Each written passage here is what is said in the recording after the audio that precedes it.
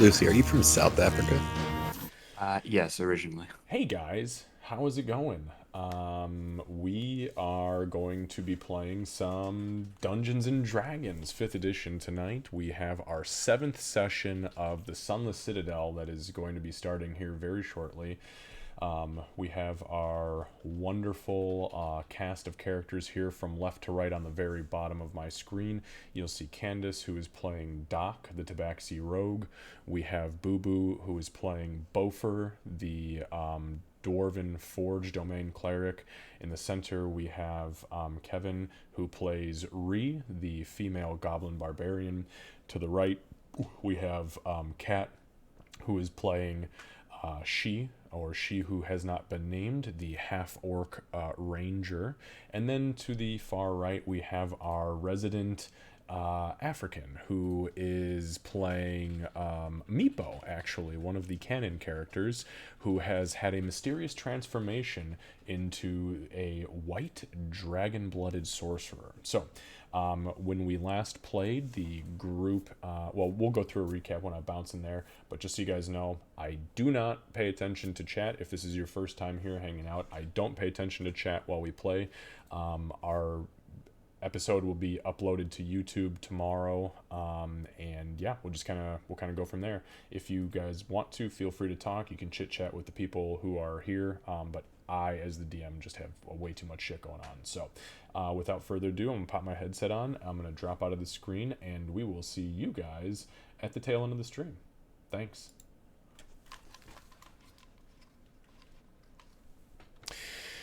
Okay, so really quick recap from last time. So, what happened last time? So, you guys decided that you were going to venture into the Goblin Hall. You found yourselves a little pantry with some nasty blood sausage in it. Meepo decided to help himself to a literal belly full of it. Not the best thing in the world for him to have done. You guys then moved into the Goblin main hall, which is where your character's tokens are currently stationed, and that kind of showed you that hey, there is life here. It was the first time you guys have actually seen live torchlight. You discovered a door that had been closed and locked. Meepo approached it, and when he looked at it, he saw that there was some ice crystals built up and around the door edges. Nobody seemed to see it besides him, though. So the door was thrown open, and inside was an absolute disheveled mess of what appeared to have been some sort of trophy room, at least at some point in time. It was at this point that Meepo realized, oh shit, Calycrix is in this room, and before he could get so much as a shout out to the group, the very enraged White Dragonling rushed from its hiding spot underneath a table and hit almost the entire group with a cone of cold, downing, I believe, two of the four of you immediately. Yeah, that sooked. It was pretty rough. Then from that point there was a very heated combat, where pretty much everybody was on death's door before Bofer and Ree managed to bludgeon and ignite the Dragonling from the inside out. Bofer remembering that he had chugged a potion of fire breathing not too long before. So you guys felled the dragon, and then you actually held a very touching vigil for the creature as Meepo became very saddened, not necessarily aware of the fact that that creature hated him more than he probably was capable of comprehending. But it didn't matter because you had a very wonderful small ceremony for the dragon, before you made your way out of the room post sleep, obviously because you guys are pretty fucked up. You backtracked into another room, or into the hallway just east of the dragon's room, and you discovered a trap door, and you managed to wedge the trapdoor open. Wasn't a big deal. You went into the room just north of that trapdoor, and you found just some odds and ends, bits and bobs of things that the goblins had left behind, seemingly to have taken the fuck off. They did not want to stick around. So you guys backtrack to the main room, or the main hall here, and you decided that you were going to start moving forward now that you had been refreshed. So just a quick reminder regarding experience from last time. You guys had gained 90 experience for the Calicrix encounter. I gave you 50 each for the funeral RP, and then the trap was an extra 60 experience, which brought you guys all to 731 experience. Just for record, or for reference, I should say, you do need 900 in order to hit level 3, which, as you can see, as far as our progression is concerned, very doable before the end of this thing. Does anybody have any questions? No, I think we're good. We ended up taking a long rest in that room, yeah, and we're all Yes, everybody took a pretty much long fresh. rest. Yep, everyone took a long rest. Everyone's got their spells back. There was no other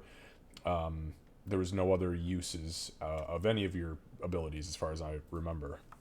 Yeah, also, Candace, you still have the blessing because I didn't put it on anyone else. Okie dokie. I will leave it at 16 then. Thank you. Ah, yes, for your AC.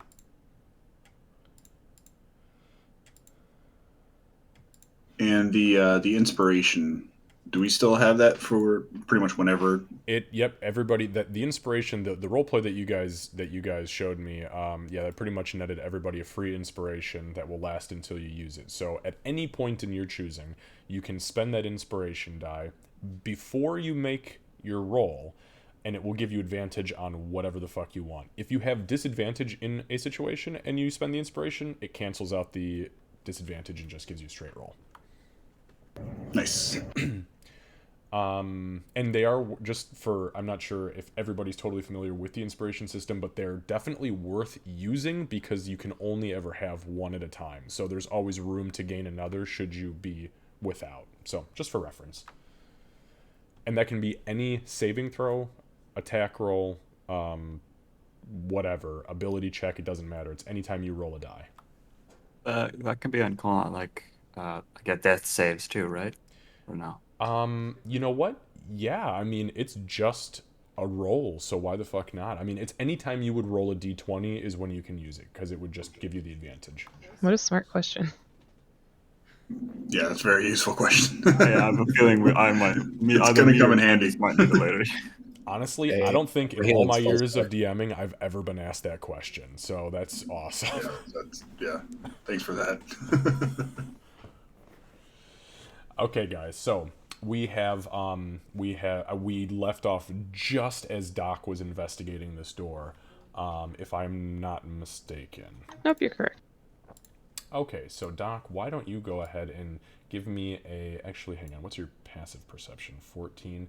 So, see, I'm getting better. I'm actually taking notes and keeping smart things on note cards in front of me, so I don't have to constantly ask. Okay, sorry, give me a sec here. I've got bow out and ready for any hostiles.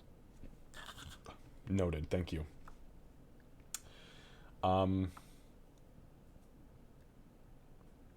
Yeah, go ahead and give me a perception check, please.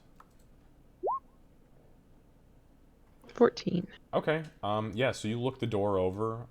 The door is unlocked, and it does not appear to be trapped. Is it locked? Oh, it's unlocked. You just said that. Okay. Mhm. I will step back. And not in line with the door this time. This door does not feel very cold. All right, Meepo, you ready to look inside that door? I'm gonna go ahead and open it for you. Meeple will like move over here at the very far end. You know, I'm gonna open up this door. Gonna go Alright, ahead and Thaumaturgy. yeah, use thaumaturgy and And I'll basically flick his fingers over to open the door. All right. I'm going to take out my crossbow. Thank you. I had to say it really fast.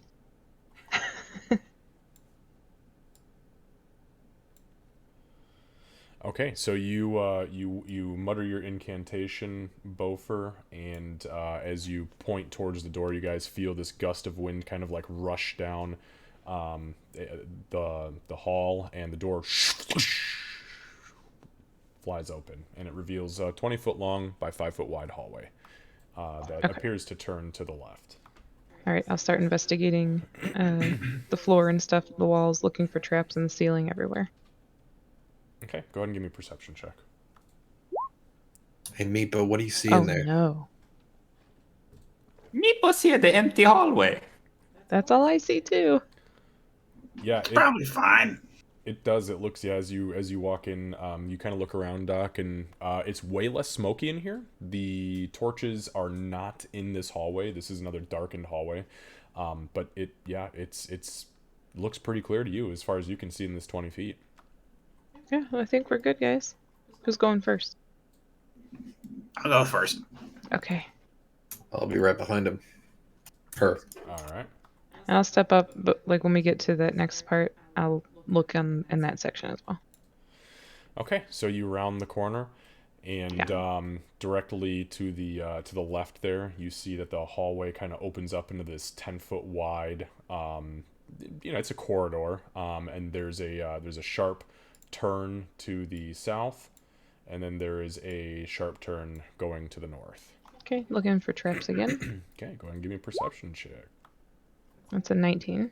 19, that's not bad. No, as you look around, this part of the hallway looks like it is really not traversed all that often. Doesn't seem like there's even a whole lot of footprints. There's really not even that much dust or dirt here. It's just kind of one of those vacant corridors. And with that being said, you don't sense the presence or see anything that would lead you to believe that there's traps here. Do I hear anything? Anything, I guess, like coming from down the hallway or either hallway? Nope. Okay. I'm gonna peek around the corner here. I'm not gonna jump right in front of the doorway. All right, give me just a moment. Ree was about to be like, "Don't you do it!" So you peek down the hallway, and it goes about 10 feet down, and there is a closed door there that looks almost identical to the door that was just a little bit further down the hall in that main entrance area. Okay. It looks like this makes a little loop, so I'm gonna go peek around this corner. Okay, so you peek around that corner, and you can see. Hang on, I'll give you this much. You can see that the hallway, it just turns, it jots to the north, and then it starts going west again. Again, everything seems pretty muted here. Okay, I'm gonna look for traps. I'm gonna like get here and try to look like that. Okay, go ahead and give me a perception check, please. 9. Oh Yeah, boy. no, I mean you're pretty confident. You don't really see anything. Nothing here seems out of place. Everything seems like it's where it should be. Hey, Doc, what you seeing up there? A whole lot of nothing. That's pretty interesting. It's been a whole lot of something everywhere else we've been. Maybe we started in the wrong place. Meepo likes it this way. Me too. Yeah, I agree. It's kind of nice, actually. Nice Meepo, you like it when there's nothing anywhere. Yes. It's safe that way.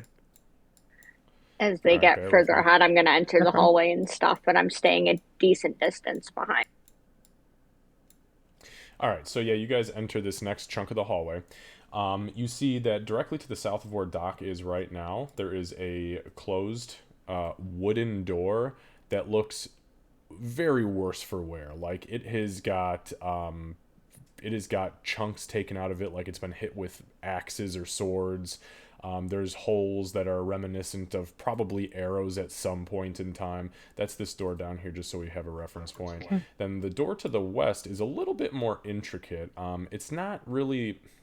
It's not intricate in the sense that it's like fancy. It's just intricate in the fact that it is a stone door with iron design on it. Like somebody had melted iron at one point in time, bent it into intricate shapes, and then like attached it. Now it is worse for wear because it's as old as it is, but it is the most intricate door that you guys have seen so far, except for the door in the where you guys told Meeple to go hide with the relief of the dragon coming out. Oh, excellent. There's no dragon on it. It's just iron designs. Okay. No, I would like to. Oh, what? Oh, nothing. You go ahead. I want to inspect the door, look for traps, make sure, kind of see if I recognize whatever's on it, and the usual. Okay, go ahead and give me a perception check, please. But go up and nudge Ree. 20. Okay. What? Hey, I'd like to see you kick through that door. I want to see you keep that door. Yeah, I want to see you kick through that door. All right, is it trapped? I don't know yet. We'll see. So, Doc, as you finish looking it over, you don't think that it's trapped. It does appear that it's locked as you try the iron handle on it. You twist ever so slightly, and it doesn't budge the way that it should. It gives you kind of the idea that it's locked. You feel, as you're touching it, especially with the 20, it's pretty good, a very slight vibration in the metal, not in the stone. It's in the metal, which is kind of loose against the stone. And you kind of put your ear up against the metal, and you hear through what is a very, very, very tiny keyhole voices from the other side. Do I recognize what they're saying? Give me a second here. Actually, yeah, so you speak Goblin, Sure and do. it is very clearly Goblin.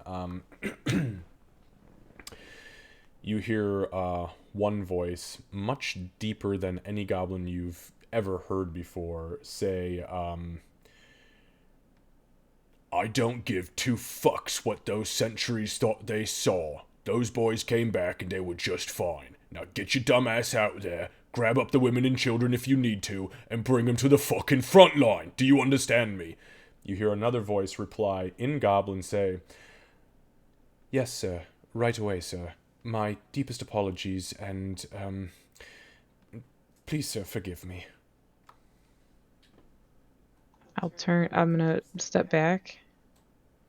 And I'm gonna say, there are goblins in there, and they're talking about gathering women and children and coming out, and I don't know if that means this door or another door. I heard at least two. Does that Hey, door Ranger, look like it'll? You Does that might door want look to like point it'll your be bow kicked over here. Sorry, what was the question? I was gonna say, does that door look like it's ready to be kicked in? That door looks like it really needs to be kicked It's not in. trapped as far as I could tell. The metal is kind of loose in it. And it was That's all I needed to hear. vibrating. All right, go ahead and give me an attack roll. Don't even give me an attack roll. Just give me a strength check. I'll whip out my crossbow. Also out of character, I'm so glad that those goblins are posh too. Thank you, Reeve. Everybody sounds a little bit more intelligent when they're speaking their native language. It's true. Oh no. So there's this loud poof as Reed jumps at the locked stone door and just bounces off. So I imagine it's not just a kick. It's like she ran and like kind of got like airborne and like jumped like sideways and like drop kicked. That's how I pictured it too. Ree, Yeah, you know you're not I a would- I'd battering go up ram, there and- correct? Door was a lot more sturdy than it looked. All right, give me just a sec. I'm gonna need everybody to hold on for 1 second. So as everybody starts to move up to Ree, who is now standing up and attempting to kind of like recuperate from whatever the fuck this was,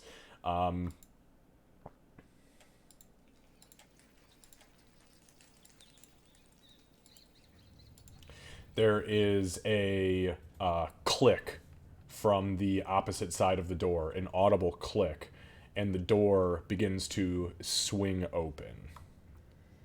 Does it swing outward, like It's- towards us? No, it swings in.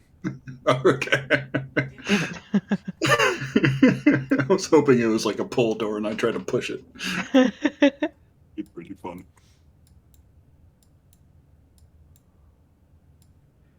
Oh, That's he a looks Candace move in important. real life. Important is what you said. Yeah.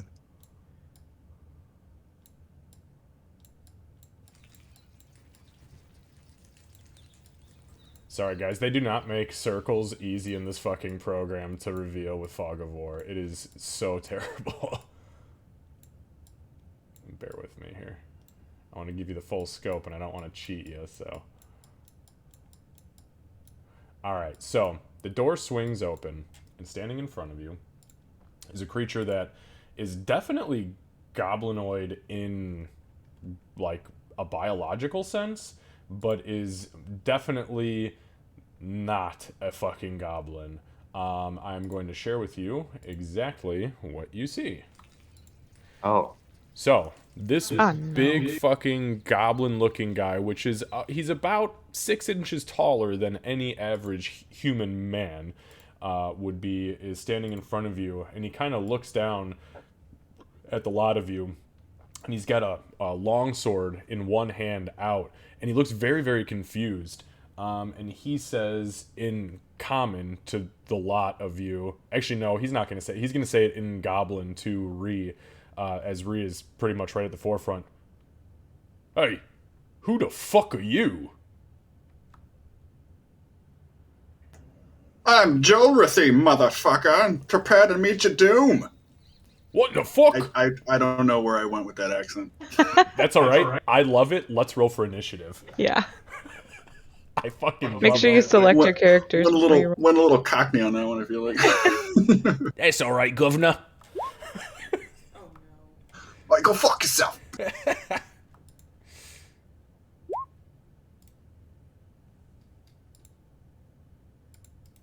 Okay. Is that something where me being prepared to shoot at hostility might come into play? We'll discuss that in a moment. It don't matter. You rolled a 20. That's a pretty fair point, actually. I was prepared for this, apparently. Clearly.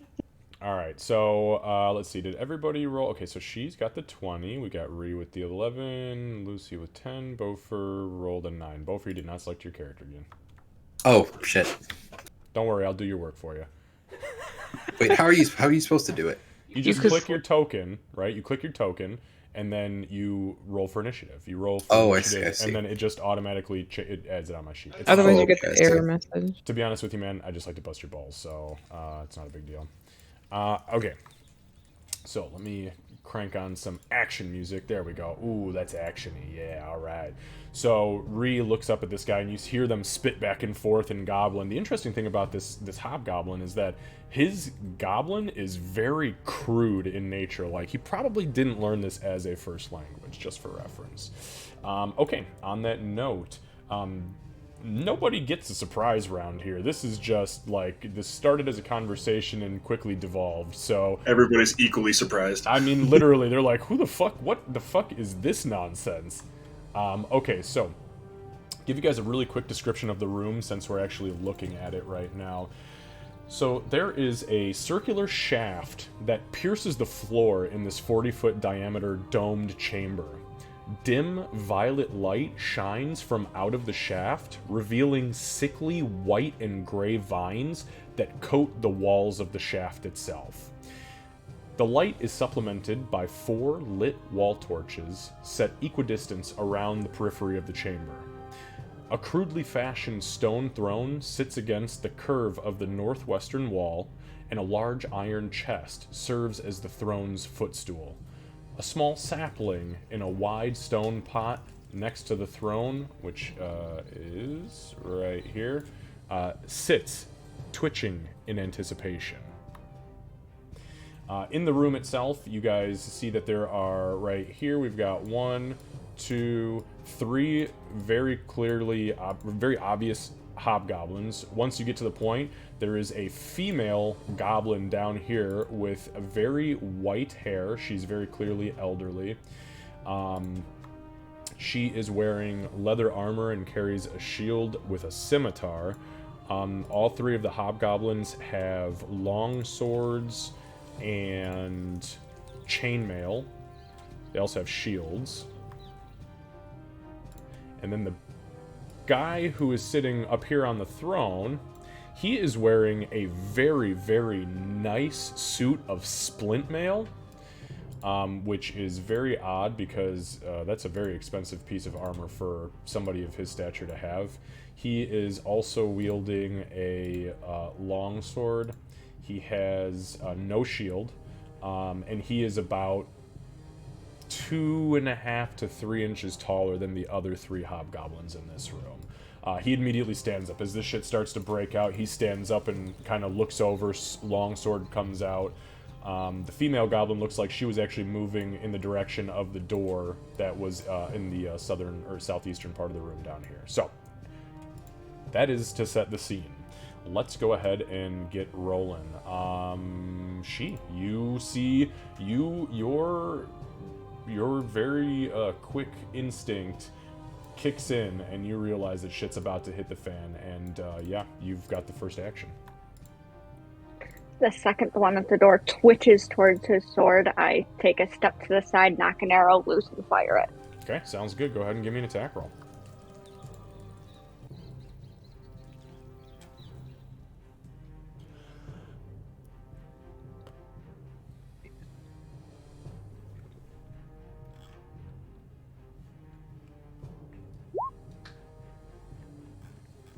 Okay, so unfortunately, the 16 does not hit. You fire your arrow, and all of you standing on either side of the hallway, you hear it whiz right down the center of you. And this guy kind of like looks past Yuri as you're lifting up the table leg, and he throws this little buckler out, and the arrow sticks into the buckler, and he kind of, bitch. When he says that, her face, not that anyone's really looking at her, is just going to harden. Her eyes are going to go almost animalistic, and she's going to say a single word in Orcish in response. That's going to kind of seem to echo down the hallway as she uses Hunter's Mark. Okay. Oh, fuck. Nice. And okay. All right. So Hunter's Mark, I will give him... I need better tokens. Oh my god, there's so many more tokens. I didn't know I could... It had a scroll down menu? What the fuck? Oh, I'm such an idiot. Stupid fucking DM. Dude, there's so many. Sorry, there's also a jukebox. There's also a jukebox where you can put the music in, so we can hear it too. Right. Yeah, I don't know anything about that right now. I'm not going to take time to do that, but I will get that set up just time. for later. Yeah, remind me about it or send me a message about it because I'm not familiar with that. I'll tell you what, we're gonna give him a little guy bending over with arrows in him because that's pretty Hunter's Marky, isn't it? Okay, and then that's is that concentration cat? I don't know. Let me look. Yes, up to an hour.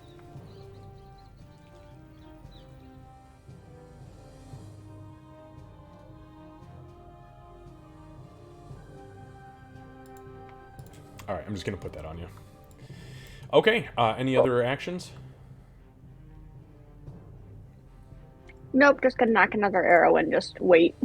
All right, sounds good. Ree Will, table leg in hand, scream in common, "That's not her name! I don't know what her name is, but it's definitely not bitch Ree!" And then attack. Okay. Kind of swing upward with the table leg, try to get him under the chin. Okay. All right. Oh fuck. That's gonna be a highlight for me. Thank you. Oh no. Nope. Never mind.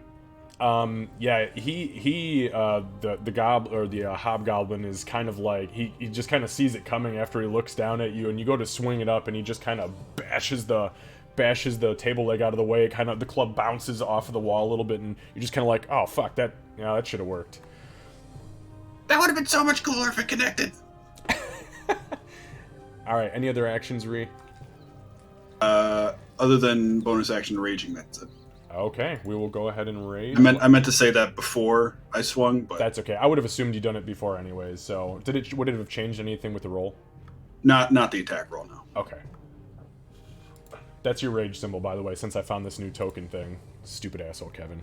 Not Perfect. you, me, Kevin. What did I do? Okay. That brings us to Meepo. Meepo. Okay. Seeing as this guy up front is like a badass right now and just dodging everything, Meepo's gonna look at the guy behind him. That one. I don't know if I can pin or not, but Just click and hold and it'll ping you. there. That guy. Sure, so to see that And guy, he's you gonna- have to move there. Oh, okay. That's fine. Not a big deal, though. It's easy enough. So yeah, you jump down there. You see the guy behind him starting to draw his sword. And I'm gonna cast... what's the spell? True Strike. It's a cantrip. Oh, wait. No, he might be out of range. Hold on. He's Yeah, 35 he's out of feet range. from you. Oh, okay. What's that? I'm 6 5 feet out of range. Ah. Okay, then we'll just cast it on this guy up here. He'll cast True Strike, which Clearly gives me we can't hit him. Yeah, True which Strike gives me gives you advantage on your next advantage attack. to hit him. Yeah. But it only gives Lucy advantage, correct? Correct. Yeah. Yeah. Oh, I should have used my inspiration for that. And that takes your action to cast it, or is True Strike a bonus action? It is an action, so that's all I can Okay. do. Okay, no problem. I just wanted to make sure we're on the same spot or on the same page. And then I'm just gonna go ahead and link you and him with. We're just gonna do yellow dots, so I know who it's on. All right. Okay, so yeah, and how does your True Strike go off? Like, what exactly? Tell me a little bit about Meepo. Okay, so Meepo will look at him like really intensely. Like he's leaning forward just a little bit. You can hear like a coming from the back, and then his eyes will turn like slightly. His eyes will turn slightly draconic, and that's when he sees. Okay, yeah, and it's like it's Okay. weird too because like once it happens, you can almost smell his heart beating. It's such a weird sensation. Like time seems to slow down. Only for you though. It's only in your own head, but this primal instinct comes out in you and you start to focus on this guy. Now this guy's really creeped out because he's got two people staring at him very intently. From outside perspective, it sounds like Meepo's about to explode. Pretty much, yeah. All right, Meepo, is that it for you this turn? Yeah, that's it. That's all I can do. All right, Bofer. Oh Alright, shit! Bofer's You know what I gonna just step up. realized, y'all? I didn't roll for any of these motherfuckers. Oh, dipshit, Kevin. That's fine. Yeah, no, they don't get a turn. They can just sit and take it. It's fine. If we get past the first one, though, I love that both of us just decided that that one was going to die horrifically. I wanted the one at the back, but he's 5 feet out of range. Oh boy, we skipped some of their turns. I know that was all me. Yep. Sucks when you got a lot of people to focus on. Unfortunately, that's okay though. Oh gee, oh geez, two of them have names. Fear. Okay, there we go. Let me just reorder this really quick. We'll go back to where we're at. Although,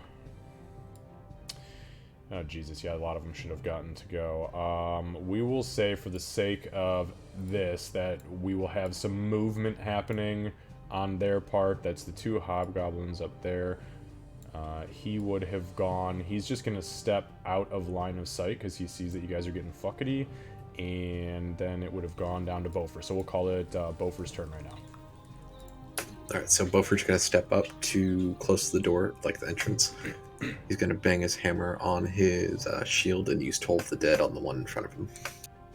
So Wisdom save 13. Okay, give me 1 second. Okay, so yeah, I rolled a 19, so that's a save. Alright, so no damage. And let's see here. End turn. All right.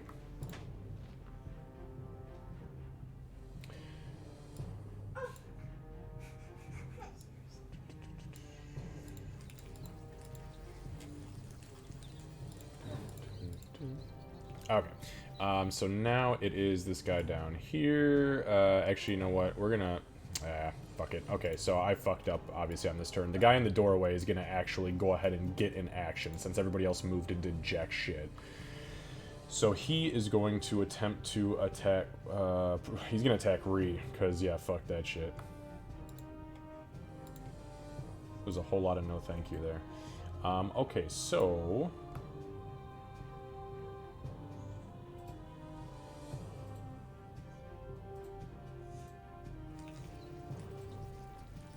Alright, so he's going to go ahead and swing at you with his long sword.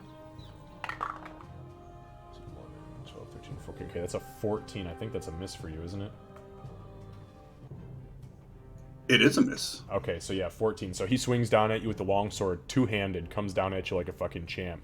And you just, as you're fumbling with your club, you bring it up just in time to smack it out of the way. And unfortunately, that is the end of his turn. So that brings us to Doc. Okay. Seeing Meepo, like how he was intently staring at that guy. Doc's gonna scream "staring contest" and then throw a dagger at the guy in the doorway. All right, go ahead and make an attack roll with your dagger. He blinked. Yeah, he's doing a lot of blinking. He's panicking too, probably. That's only a 14. 14, yeah. So you hurl it, and as he comes up from the deflection from Ree's club, he smacks the dagger out of the air. It actually almost like hits. If Beaufort was like 4 or 5 inches taller, it would have hit him square in the head, but it like clatters above his head and falls on the ground. Anything else? No. All right, she back at the top. Still, her gaze absolutely locked on that one. She's going to start like slowly walking towards him, knock another arrow and say again, "You are," insert that orcish word there, and Okay. I am honestly unfamiliar with Hunter's Mark. Or is it Hunter's Mark? it gives or me an True extra. It gives me an extra damage. I can track them if they run, and it takes me a bonus action to switch that to another person to do the extra 1d6 damage. Gotcha. So then you have advantage on perception and survival checks to find them once they go away for an hour. Oh, he's not going to survive to leave the room, but yes. Very, very confident. Wait, you can use a bonus action to basically put it on anyone, so you can add another d6 to everyone you It's try to only shoot at. if that creature dies, though, I'm pretty sure. Right? If the target drops to 0 hit points before the spell ends, you can use your bonus action on a To move subsequent it, turn yeah. to move it. So that target has to die first. Looks like Lucy has a question. Yeah, Lucy? He would have gone before me, the hobgoblin that moved forward, which would have put him in range for my hunter's mark. I mean, They got no actions, so me making up for that was them just moving. So okay. I understand what you're getting at, but yes, for the sake of them not moving, we will call it they delayed their turn, quote unquote. Okay. Otherwise, I could backtrack and have them bum rush you guys if you want, but I don't think I'm you good. want that. Okay, I'm happy okay. with this. I think this is fine. This is fine. It's fine. All right, so let's see, 18. So an 18 does hit, so go ahead, and that was 9, so 10 piercing damage. Holy fuck. Good job. So And for those, you see... Oh, sorry, go ahead. I was going to say, for as she's walking next to the party, her features look almost like animalistic, predatorial. Yeah, noted. And as you see this guy, everything blackens around you. Literally, your focus becomes so absolute on this guy that you can no longer see anybody that's standing around you. All you see is this little red pulse, which is this dude's beating heart in his chest behind his armor. You fire your fucking arrow and it lands, I mean, dead. I mean, you are like within a quarter inch of his heart, and he reels back hard and he looks down and up at you and he coughs and blood immediately begins to pour out of his mouth. You punctured his lung and just above his heart. He does not go down, but he is on his very last leg. He's already starting to stumble backwards. Any other actions? No, I'm pretty happy with that one. Yeah, that's a good one. Alright, so the dude who is over here is going to... Actually, he's going to stand right where he is, and he is going to... He's going to go ahead and draw his longbow, and he's going to try to shoot Beaufort point blank. Isn't that disadvantage if it's point blank? Well, he's still technically 5 feet away from you, so no. Okay. If he was in Oh, melee, yeah, it had to be adjacent, yeah. yeah, if he was actually in melee, that's a different story. But I say point blank as that's pretty fucking close to shoot somebody with a bow. But so that is that's a 16. That is a miss. Miss. What is your armor class? 18. How the fuck is it an 18? What are you wearing? Chainmail and a shield. Yep, that's 18, all right. Bofur's a beast, jeez. Yeah, no, I mean, it's good. It's a very good thing. And I gave Candace the extra AC because she needs it. Absolutely. So yeah, this guy, he fires this arrow, and I mean, you watch him knock it, so you just kind of awkwardly put your shield up to cover just like below your eyes, and you just feel goonk in the shield, and you're like, bro, I'm right, like, I see you. That's gonna go ahead and end his turn, though. Okay, so the the female goblin, is her turn.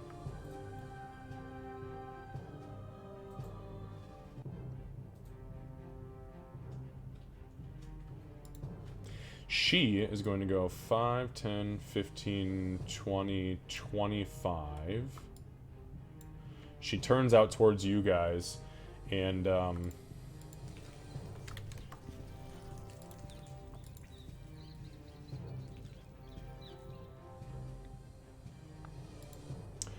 you see her, she sheathes her scimitar very quickly as she kind of like runs around this pit, being very careful to not get too close to the edge. And as she looks at the lot of you, you see her eyes kind of shimmer with this red energy, and her hair begins to tussle back ever so slightly as she grabs this chain around her neck, which is holding a bronze insignia of an axe that is dripping blood, and she forces it out towards you, and as she does so, she begins chanting in Goblin. I need Bofur, Ree, and Doc to make charisma saving throws. You know what? Nope, I take that back. She cannot. No, hold on. She cannot see. She cannot see Ree. It's gonna be Bofur, Doc, and Meepo. Charisma saving. Don't forget your inspiration die. I don't I'm think good. I'm gonna need it, but just in case. Yeah, I never rolled a nat 20, of so I'm at course. I'll 20. chance it. Okay, so everybody succeeds. Really? You guys, you feel this wave, the three of you. You feel, all three of you see this pulse of dark energy, almost like a shadowy smoke, ripple forward from her being. And as it washes over the three of you, it starts to cling to you, but you overcome this very vile presence that is in the magic, and you shake it off completely. Bofur, you would have recognized that. Actually, Bofur, give me a religion check. Let's see if you would recognize that. She tried to bane the three of you, which you can tell immediately that was some sort of divine magic from a very pissed off god. Rude. Okay, that's going to go ahead and end her turn. That's going to bring us to dude in the doorway. So we're back on regular turn, just so everybody knows here, okay? This guy is going to back the fuck out of the doorway, which Bofur and Ree, if you would like to use your reactions to take those attacks of opportunity, you're more than welcome to. Yes, please. Where you going, big guy? He's literally spitting blood, and it is like just pouring out of this arrow wound as he's like, fuck. Alright, I'm gonna go ahead and roll. Okay. That's better. Oh, So yeah, the both of you swing on this guy, and as he takes his final half step back, Ree, you fucking pop him in the chest to the point where you actually push the arrow fully into his chest. He stumbles backwards and he falls into the pit behind him, and you just hear this, and then That's actually where I wanted to push him eventually. Nice. his voice fades out of existence. Hey, it's Ree's turn. Wonder if That he's is alright. kind of turn doing True Strike. Yeah, so Meepo, after he gets hit, he falls for a good distance before it, probably about 3 or 4 seconds before you feel your spell fade. Okay. Okay, so with that being said, Bree. So Ree will enter the room. There. So that's 5 feet. Let's see. Should I just go straight for the caster person who's making all that kind of weird shit happen? Yeah, let's do that. All right, she's gonna just saunter past this person here. He may get attacked by. Will he? Nope. I still haven't left. Exactly. Yep. You entered the space. You haven't left it. All right, could I just grab this individual by the collar, by the same emblem that she tried to use to fuck with my friends, and push her into Sure. the pit? Yeah, and you notice immediately that it is a holy symbol of Meglubiet, the goblin god. She's very clearly a priestess. Actually, give me a This would probably be. give me a history check real quick. Oh, sure.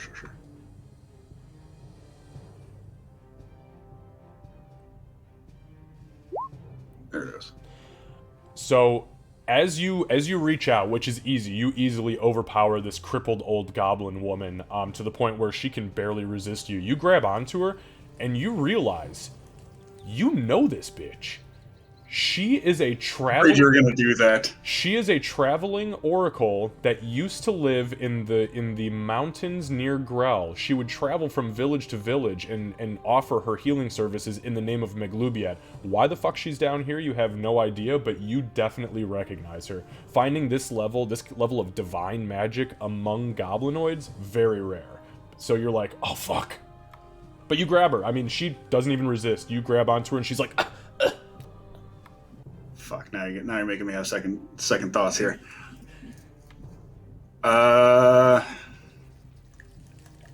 Would she have been like kind to Ree in the past? Would you say?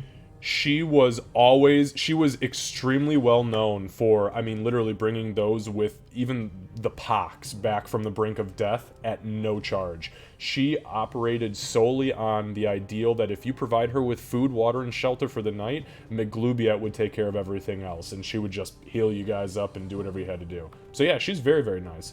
She doesn't seem to recognize you. I mean, not at least immediately, but you definitely recognize her. All right. Well, then instead of shoving her to the left, she'll shove her to the right against the wall. Okay, easy. She literally, I mean, bare resistance. I'm not even gonna make you roll for it. You turn her and poof, up against the wall. And I'll speak to her. What are you doing here? And that's gonna be it, I guess. Okay, yeah. And for her verbal action, we'll say she kind of looks at you and she goes, "You're from the mountain regions, aren't you?" And we'll call it there. Alright, so this big fucking nasty hobgoblin guy runs up and he kind of like looks to the left as you two are saying this, and in really crude goblin he says, "How the fuck do you know her?" And then he just starts swinging on you. Old friends, you know.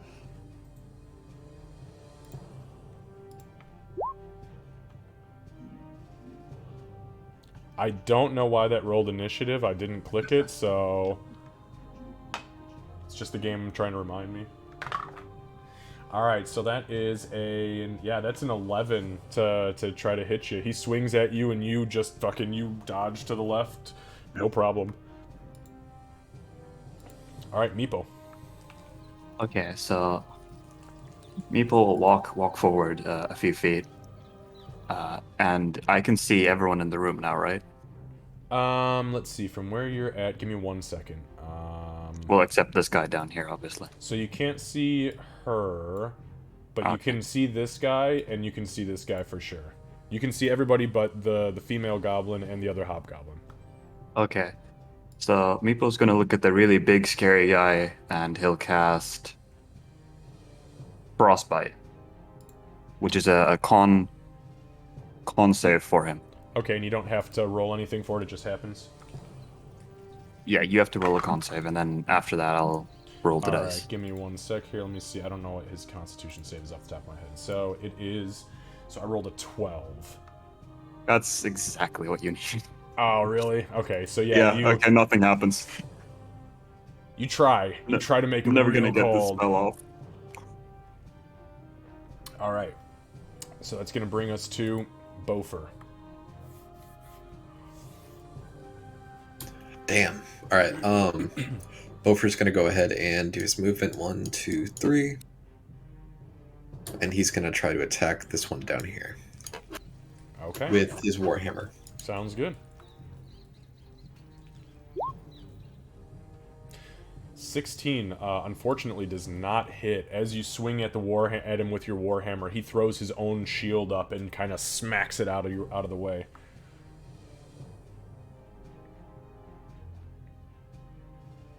Any other actions, Bofer? That's gonna be it. All right. I believe, actually, it's his turn. So he is going to rear back with his longsword, and he is going to swing at you one-handed. And that is going to be... That is a 16. That doesn't hit you either. It's funny, you guys are both wearing chainmail with fucking shields, so we're just going head-to-head here. So yeah, he swings down at you, and there is just this clung, clung, as Bofer is literally dueling this hobgoblin. Alright, Doc. I'm going to move forward, and fearing for Ree, I'm going to shoot at the hobgoblin. I should be able to see now through the doorway, correct? Which hobgoblin? The one to the north. This guy right here? Yeah. Yeah, you can see it from there. Alright, I'm going to shoot with my crossbow. Okay. And for those of you using ammunition, just make sure that you mark that off, please. Mm-hmm. That's a nat 20. Well, yeah, of course, nat 20 hits. Fuck. So it should be 18... so 20... Hold on, wait. Yeah, he's got 11 hit points, so... Okay. So you literally, so like, Doc, like, jumps over, or around Meepo, like, creeps up against the door, like James Bond style, Yeah. turns to the side and points her crossbow, and as she pulls the trigger, you just feel this warm spray on the back of your head, and you look over at the female oracle, and she has blood literally just sprayed up the front of her. As she looks over, you both look back in unison and realize that there is a hobgoblin pinned to the fucking wall by his throat with the crossbow bolt, and he is just bleeding out on it. Fuck yeah. Metal! So fucking metal. Okay, anything else, Doc? I'm just gonna step in. And Okay, I'm good. perfect. Brings us to she. She is going to stalk forward, and in the doorway, she's going to look at stop in the doorway. She's going to look at the big scary one, and she's going to say the same exact word, transfer it to him, and then she's going to knock an arrow, let it loose. Okie dokie. Give him the old arrow symbol as you feel his heartbeat in your nose. I don't know, that was the most primal thing I could think of. Just picture sniffing like In your to a nose. heartbeat. I can feel your nose beat, baby. I can smell your fear. Yeah, a 20 will absolutely fucking hit. Yep, that'll do it. So that's 10 points. Wow. So he's a little bit more hardy than his buddies are. But yeah, you take a shot, and it... so... you were going to have to go... You were standing in a wall right now. Yeah, I was trying to be in the doorway. you're gonna like, have to I be don't right know the here. best way to do that. You would Sure, have to, that works. Okay, is that a doable spot? Like, was that enough? If you moved an extra 5 feet, was Yeah. that okay? Okay. Oh yeah, I was halfway in the hallway. Gotcha. Okay, so yeah, you like literally as Ree is like stumbling to fend this guy off, you just step in the doorway and fuckunk, and you pierce right through the splint mail. And he like looks up at you and he's like, "What the fuck?" All right. Her eyes are not orcish eyes anymore. She has hunter predator eyes now. Excellent. Yeah, like goats. Like goat eyes. Yeah, Big ass like goat rectangle eyes. That's pupils. when it's Apex that's predator winning, right there. but yeah. Goat eyes. Okay, that brings us to the Oracle. So, she, now, for her verbal action, will start the round, and she is going to say to you, what tribe do you hail from, sister? I know that name because it's in my notes, and hang on. It's buried in here. Oh, fuck, where is it? I could actually kind of see Ree pull out like a mini spiral notebook mid-combat. Yeah, alright, hang on. I'm from the Dread Fury gang, from the mountains. She kind of looks at you with wide eyes, and then she looks over at the big hobgoblin guy who just took a fucking shot to the chest, and she finishes with, we don't have much time. If they get to the others, then there will be reinforcements. And she kind of breaks away from you to the right, and she reaches her hand out and tries to grab this guy by the leg while she starts to chant.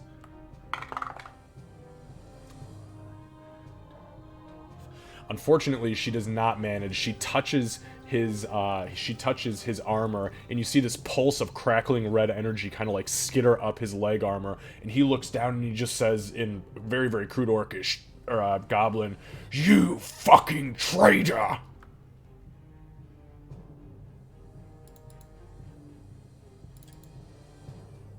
And that's going to end her turn. So then we're going to go to Ree. Ree will, I guess, try to do what she wanted to do to the priestess a moment ago to this guy. She'll try to toss him into the pit. Okay, go ahead and make an attack roll to see if actually hang on, give me 1 second here. Yeah, I think it's actually opposing athletics. I think, are you using shove? Oh, you're gonna try to I'm shove? using shove. I'm basically Okay. using shove, yeah. So it's an attack action. for shove though, you're gonna have to be behind him to push him towards the pit, unless you're gonna knock him on the ground behind you. All right, no, that's fine. Yeah, I'll just kind of pivot around and kind of put Easy. the wall between him and the wall. Okay. Like, all you hobgoblins are all the same, you bunch of pricks, and she'll just kind of try to Sparta kick him into the pit. All right. Give me 1 second here. I will use my inspiration for this because this is a cool moment, one-liner. This is... Where the fuck are we? This is a pit. Fuck you, go into it. Okay, so you can use your attack action, make a special melee attack. So what you're going to do is you are going to... Okay, make an attack roll. So instead of an attack roll, you make a strength athletics check contested by the target's strength athletics or dex acrobatics check. If you win the contest, you knock the target prone or push them 5 feet away from you. So let me go ahead and pull up his card real quick and see what the hell he's got here. Alright, I'm assuming you're making an athletics check. Yeah, I'm making an athletics check, but I am raging, so I already have... Oh, is it just strength checks and saves, or is athletics factor into this too? Well, it just says... So this is an It just says I gain check. advantage. Is it advantage on what, though? Checks? It says, Strength-based yeah, it checks? says I gain advantage on strength checks and saving throws, so I think it's just strength checks, yeah. So you're gonna, like, try to He-Man a door open. Yeah, it's not strength-based checks. Yeah. All right, so then I will definitely use my inspiration for this. Okay, go ahead and make your roll.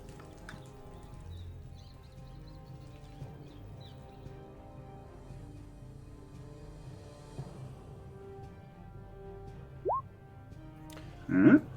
Oh yeah, so Nice. I rolled an 8 with a +2, that's a 10, so he fails. So you, yeah, how does this go down? He turns to you as you kind of pivot around like, what the fuck?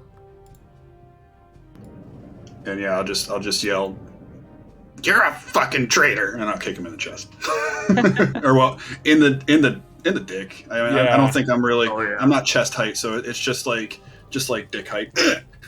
Okay, so yeah, you kick him hard in the what should be goblinoid ding dong, and he fucking heaves backwards and he literally starts to grab up into the air like a baby who's starting to have a panic moment, which is relatable because we have a baby. And he begins to plummet. Give me 1 sec.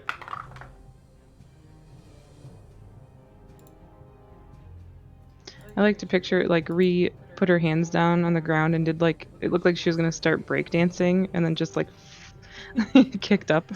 So with the roll I just made for his dexterity saving throw to grab onto the vines to keep himself up, you see as he's falling, his claws kind of grab onto this white vine that's kind of stuck over the edge and embedded itself in the stone, and the whole thing is so dry that it cracks, and he, oh fuck, and then everything goes silent. Could do I? If I could, Ree would like to just kind of walk up to the edge and just peer over him, hopefully hear him splat. Yeah, so you look over the edge and you can see down there, there's some dirty, gross-ass purple light. By the time you get to the edge, he's only about 10 feet from the ground, but you see just this mass of black hit, and then just this explosion across the ground that is very clearly just blood and guts from probably a damn near 200-foot fall. Fuck yeah. Fuck that guy. Fucking metal. Fucking hobgoblins.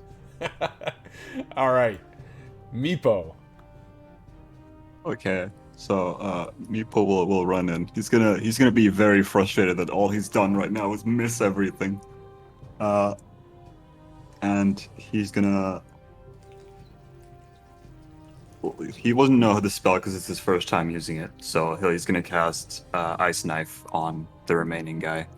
Okay, and it's a ranged spell attack, I believe, correct? Yes, it is. So I'll I think roll it's for 60 it. feet.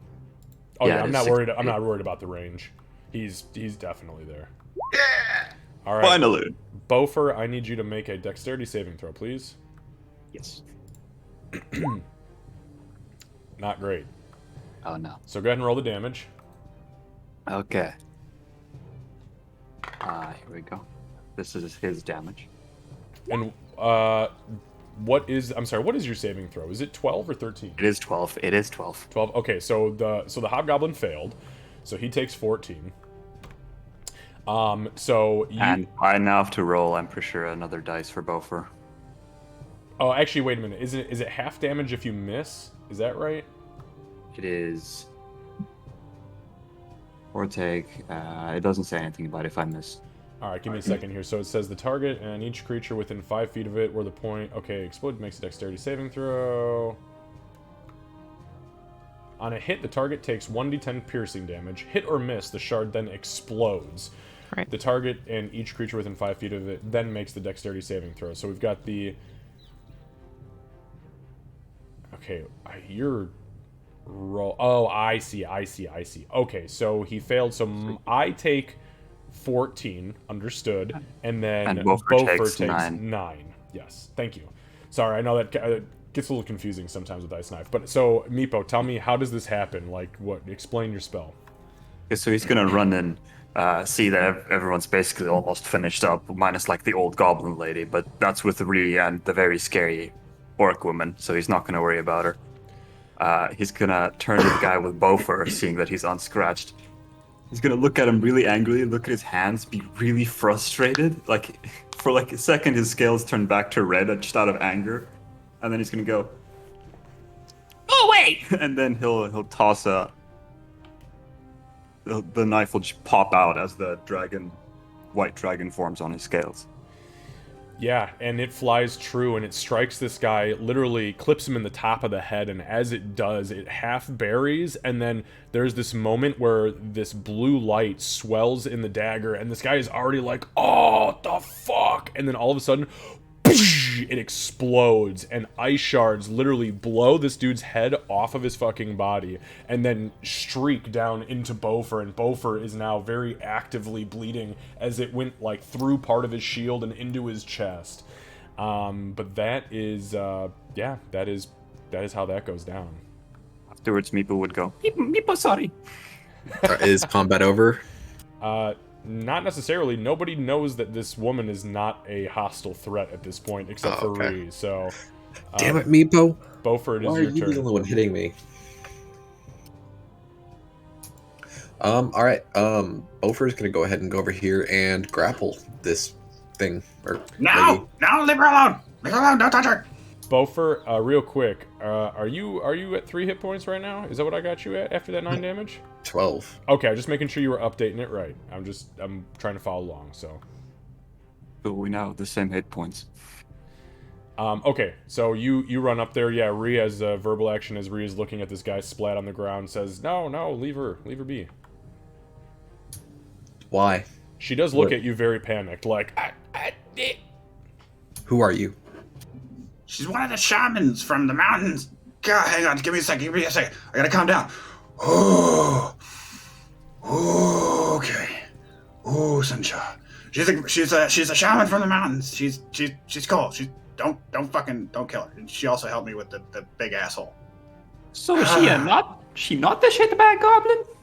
She tried to use magic on us. Yeah, I know. Yeah, you're sorry about that, right? Well, You're fucking sorry about that? if you had big giant hobgoblins threatening you with your life, use your magic or we take your life, you would probably also use the magic.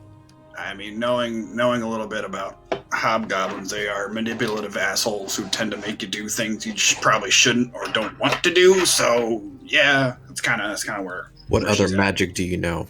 Okay, this is way past 6 seconds of people talking. So are you doing anything before it is her turn? No, I'll trust it. I'll trust Ree. I'm going to look at her and I'm going to say the same word. I'm going to transfer the mark to her, but I am going to hold my shot for if she does something hostile. Okay. So, coming back around to her turn, she literally, seeing that this whole situation has completely unfolded in a way that she did not anticipate today, she has not been armed at this point. She's sheathed her scimitar, so you see her very quickly pull her buckler off and throw it on the ground, and she puts both hands up, and then her right hand comes down and clenches this symbol of this bronze axe that has blood spilling off of it, and she just kind of backs herself into the corner and puts the other hand up, and she says in very crude common, she says, "Please, my friends, I mean no harm to any of you. There are babies here. Please, no kill the babies. I do whatever you want. You take me instead, okay?" Nobody's going to be killing babies. Listen, even the kobolds said that the hobgoblins are the ones running the show. And they don't like the goblins. So... Yes. Please, we talk. We no fight. She looks very expectingly at the group as she says, We no fight. We only talk, please. Where are they keeping the babies there? Why? You said, did I hear they wanted to make the babies fight the kobolds? Is that what they're fucking trying to do? Yes. I tell you everything. Please, though, no kill. I swear to you, I tell you everything. Maglubiet be praised. I tell you everything. First of all, what the fuck is that? I'm gonna point at the hole in the middle of the room. Okay, are you guys taking hostile actions against this woman? Because we're still in combat, No. so you can't. No. I'm done. Okay, I'm all done. right. So we're good. I just want to make sure that we're on the same page here. We'll go ahead and call that. Okay. Actually, wait. How do you pronounce the goblin god? I have it. I worship the same god, but I can't pronounce it. So it sounds kind of like you're throwing up and burping at the same time. It's Yeah. Maglubiet. Oh, actually, I have a different god. Never mind. Who is your god? Kerbiag? I'm not familiar with that one. But... Kerbiag? I don't know. I just found goblin god, and that was it. So easy. You've heard of Maglubiet though, and I'm sure she's heard Yeah. of Kerbert. Yeah. So she's like half squat, half crouched down. You hear all of her bones cracking and shifting, as she is the only white-haired goblin that any of you have ever seen. Goblins don't typically make it to this age, so sadly she's only about 22. So she crouches down and she kind of looks past you guys at the door on the southeastern part of the room. Please, no kill the babies. I swear to you, I take them away. Where are you going to take them? Anywhere. I don't care. Do you have somewhere to take them? I guess is the better question. The only place I know outside of here is the mountains. What you do here? Why you come and kill the hobos? Hold on, we're the ones asking the questions. Make an Easy intimidation. over. Hold up. Make an intimidation check for me. During this conversation, Hang I would like on. to. Fuck. All right. Give me 1 sec. So as you say that, she looks up at you and both of her eyes go completely black. You see that the hand that is clutching the holy symbol also emits a very, very, very tiny bit of shadow. You hear a voice come out of her mouth that was very clearly not hers a moment ago, and it says, "You no tell me what to do, you fucking stunty. You understand?" And you are shaken to the core. For the next minute, you are frightened, and you want to get the fuck away from this woman as fast as you possibly can. Yeah, you don't normally see goblins do that kind of booyah, so Okay. that's pretty big fucking deal. So she lets go and she kind of begins to shake at this point as she realizes what just happened. She lets go of the holy symbol. She just, as Beaufort is literally cowering and like weeping in the corner, she says, I'm so sorry. I no mean. I no mean. I try. I can't fix it. I can't fix it. I'm sorry. He's afraid. Sorry, No. Kat. What do you, Kat? Sorry, Kat. What were you doing during this? Well, I was gonna say that I was going to, because I've got Hunter's Mark and everything, I'm watching her because I don't trust. I was going to say that I was going to hold for hostility, and then she did a hostile. Okay, sure. Go ahead and make your attack roll. And I'm gonna need everybody to go Yeah. ahead and roll initiative. Click your characters. Oh no. Sorry, that was, I mean, yeah.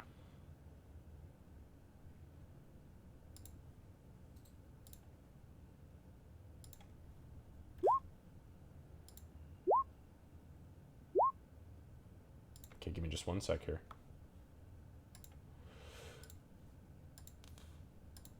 I'm just gonna go ahead and watch this unfold because I'm frightened. Yes, you are, and you are frightened for the next minute. So,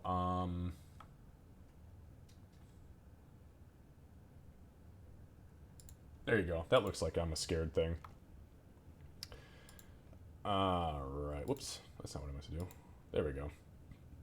So she, let's see. Did you roll a 20 again? No, it No, doesn't she look rolled her like my damage. initiative went through. Let me try that again. Oh, what did you roll? Because you guys can see it. It was Oh, a Was it a 7? Just a 7? Did you No, actually... I just re-rolled it. It was a 13. I'll give you the 13. I was just curious what it... Because I don't have D&D Beyond open right now, so... I'll give it to you. Doc 16, Meepo 16, Beaufort 12, Rhea 11. Is that right? Alright. Okay, so, yep, you fire, and give me one moment.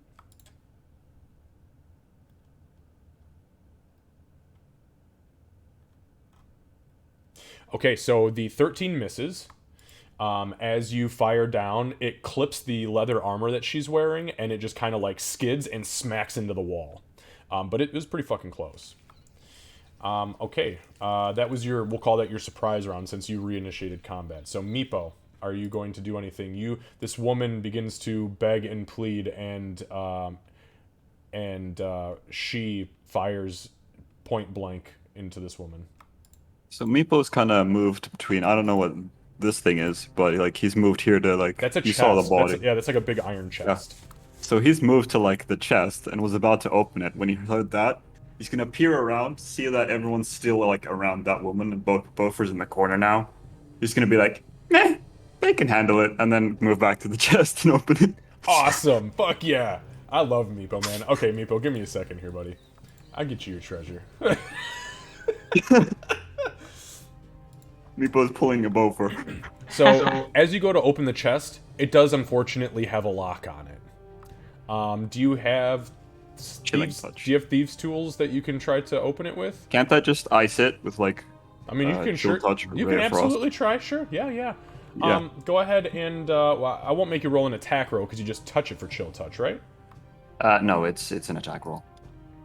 Well, It's a ghostly skeletal hand that'll sure. Okay. appear. Go ahead and make your attack roll.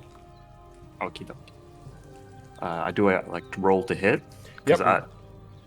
Well, let me ask you this. Okay, so it is a lock. it is technically a lock. But if you roll a nat 1, you're gonna miss it. So Okay, fair enough.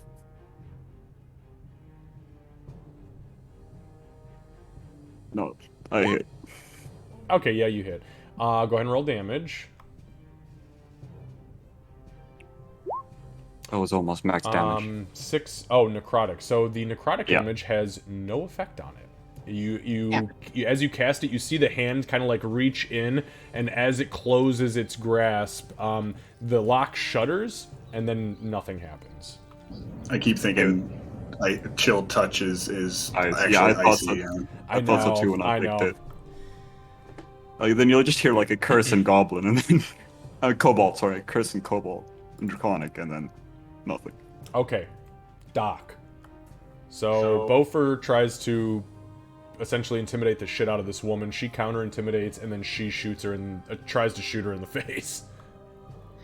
Having a soft spot for the elderly based on my history, Doc's going to take a stance much like what Chris Pratt does in Jurassic Park, where she's like kind of crouched down and she got a hand out to one group and hand out to the other group. Whoa, girl! Whoa! Yeah. Whoa. Okay. And she's gonna say, okay, we can still do this peacefully. We don't have the resources to get a bunch of babies anywhere. And then I'm gonna hold my actual action in case this woman goes crazy and attacks me, and I will, like, stab her. Okay. All right. That brings us. We're gonna say that you got your surprise round, so now you are in the regular initiative order. So go ahead. What would you like to do? Your hunter mark is still active, so you can still see her pulse going. Yep. I'm going to the same thing I did before. Where because I'm focused on that, I'm focused in hunter mode, so I'm going to say something in Orcish. I don't know if anybody in the room even understands that, but yes. she's gonna. What do you say? Oh, damn. Or you can send me a message, because I don't think anybody else speaks Orcish except for this woman. Yeah. Okay. One sec. And what exactly did you cast on me? Are you asking me? Yes, you. You don't know. It was a channel divinity effect, my friend. Okay.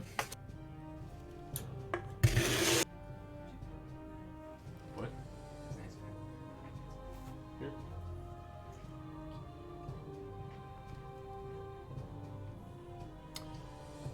Okay, sorry about that.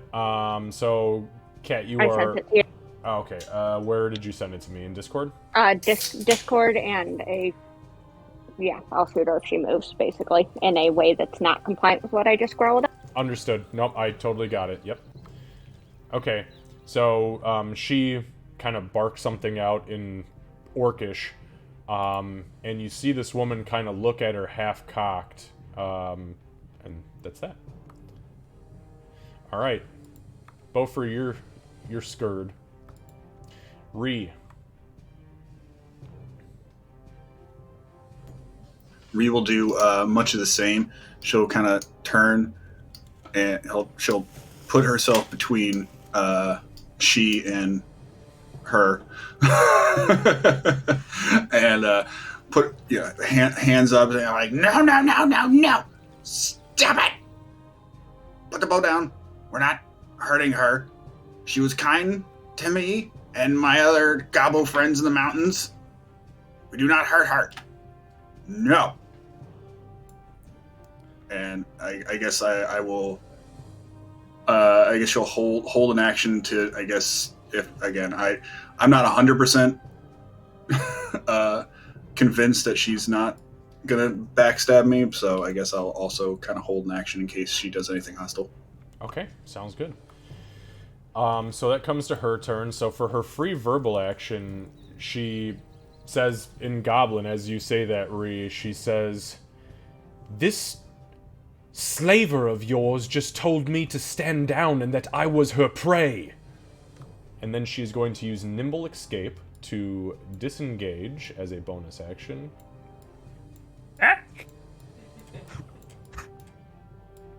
Whoa, I grabbed the corpse. God, the body's moving. Oh! Ah! It's undead. Then she's going to pop this door open. With the disengage trigger held, I'm still iffy on that. I'm sorry, say what? Would disengage, I know it wouldn't trigger attack of opportunity, but would it trigger the held action? No, because she didn't take a hostile action. You said Wasn't your hostile, held. yeah. You said your held action was if she takes something hostile, you were going to do something. I said that my held action was if she made any movement that was not compliant with what I said.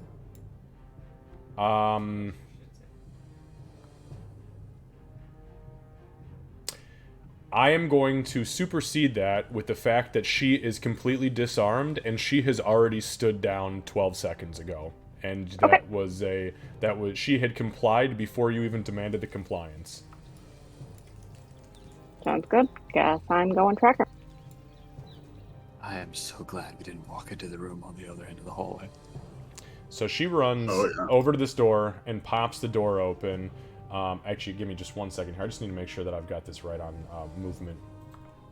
Goblins are fucking fast, man. Can be if they want to be.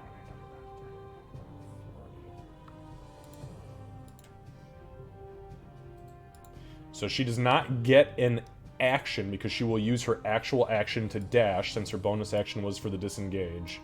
You hear her, you hear her shouting in Goblin, "They've got a slaver! They've come to take us all! Hide the women and children, quickly! Defenders, to arms!" Ah, shit.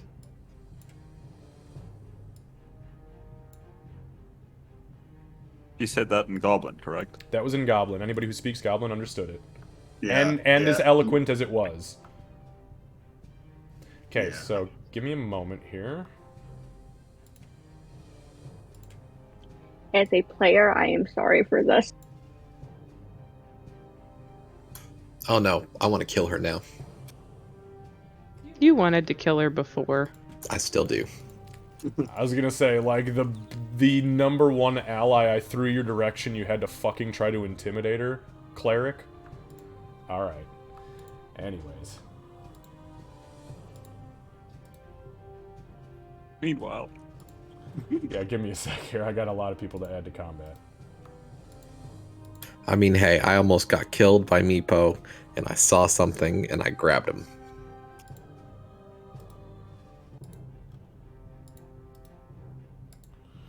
Alright, so Sorry that's about 1, that. 2, 3, 4. You're good.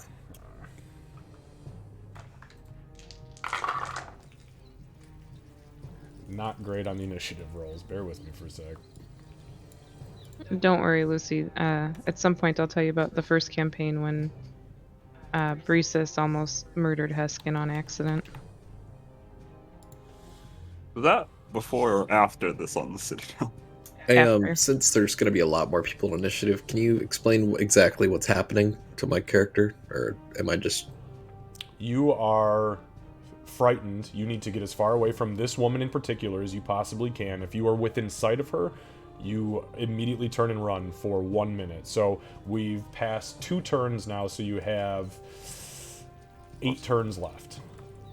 Alright.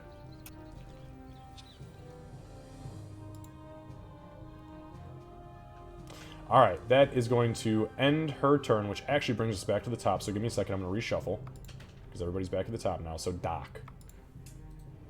Ugh, And Doc, okay. you speak Goblin, don't you? I do. Yeah, you hear her shouting this very eloquently, and actually give me an insight check. Because your passive insight's high as fuck, isn't it? Yeah, it's a 14. Yeah. So go ahead and give me an insight check. Meepo can That's stay a into 7. the room. Okay, disregard the insight check.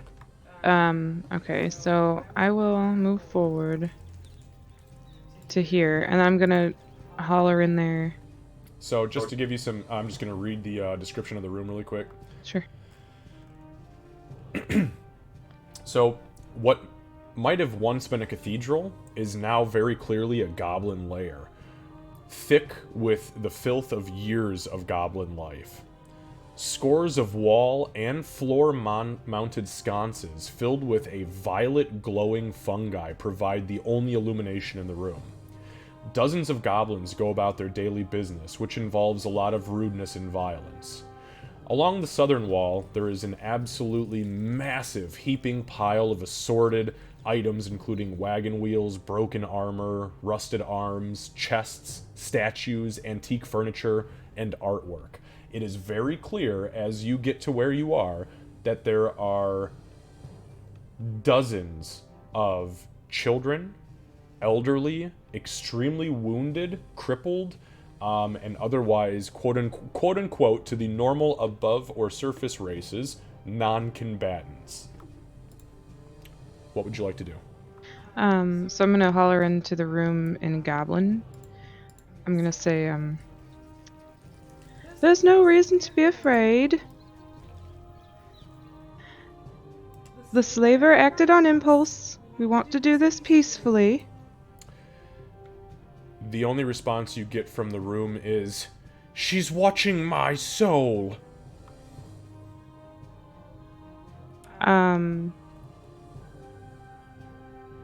I'll say she drops the. I'll say in common. I'll say she drop it because I don't want to talk too much within my Yep, 6 seconds. that's 6 seconds. And So you then say that. I want to keep my I'm gonna keep my crossbow ready. No, actually, I'll keep my weapons, like my hand weapons, ready just in case they come charging. Okay, understood. Meepo, this little shit goblin runs past you as you're focused on your damn chest. You thought you saw the body levitate for a moment, but that was definitely a hallucination. What would you like to do? So I'm gonna. Meepo was too focused, so I don't think he would have heard what she said up top in common. And as she run past, he's gonna look slightly annoyed. But before she can reach the door, he'd have turned back already, so he's just gonna keep going at the chest. Fuck yeah. I fucking love Meepo, man. Okay, what are you gonna do to the chest? Okay, he'll try a Ray of Frost this time. Which Excellent. Is also... Yep, give me a ranged magic attack roll, please. Okay. Jeez. Yep, no problem. You hit it without incident. Alright, I'll roll damage. Yeah. Yeah, it was not a very strong lock. You managed to freeze the lock to the point where you see part of it actually start to crack, and as it cracks, it shatters into 3 pieces and falls onto the ground. Before he looks inside, he's gonna look at, I'm gonna pretend he's he can't see it because of the square thing, but imagine he'd be looking in front of the chest, but looking towards the door. Yes. As he opens it, he's a smile, and then he sees all the goblins in the door. And he's just gonna drop the chest, top. Happy feelings And that's gone. gonna be the end of his turn, yeah. So, I'm sorry, did he open the chest or no? Yeah, he was about to. Okay. And when he saw the goblins. So, give me a Constitution saving throw, please. Okie dokie. No. I take that back. Give me a Dex. Nope, yep, give me a Constitution saving throw. It's alright, we'll take the Constitution. No problem. So you take 1 point of piercing damage. As you grab onto the lid and you begin to lift where the latch was in the lock, the lid pops up about a half an inch, and a tiny needle shoots out from under the lid and sticks into the palm of your hand, and you look down, and it's got this black ichor on it, and your body immediately resists whatever was on the needle, but it hurts like a motherfucker. So you pull the needle out, 1 point of damage, no big deal. You peek inside, it's fucking loaded. And then you see the goblins and you slam it shut. Yeah. No, it's more he drops, his hands are still there with the chest open, chest was open. Gotcha. Okay, so what you can see inside, just to kind of give you a brief overview of it, you can definitely see there is some armor. There's some splint mail pieces in there, very deconstructed. There's a small sack of something. There's also hundreds of pieces of gold that line the bottom, and there are a couple of really, really, really dark, beautiful, well-cut onyx gems that are sitting amongst it. That's all you can see from first glance. Okay. When the thing stings him, he's gonna look at his hand and go, Yustral did worse, and then continue. That is true. Alright, so that's gonna bring us to...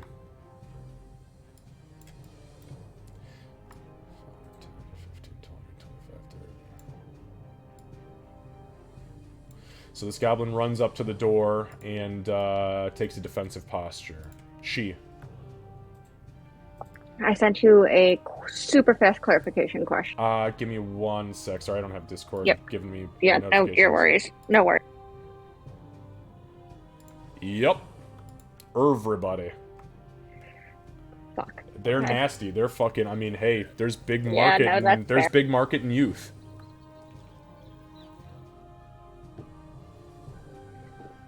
Okay. Okay, I'm gonna go towards the door and I'm going to scan the room for my quarry. Oh, you feel her heat signature through the wall, literally. As you begin to move towards the door, it just becomes more and more obvious that, yep, What you were looking for is behind that wall.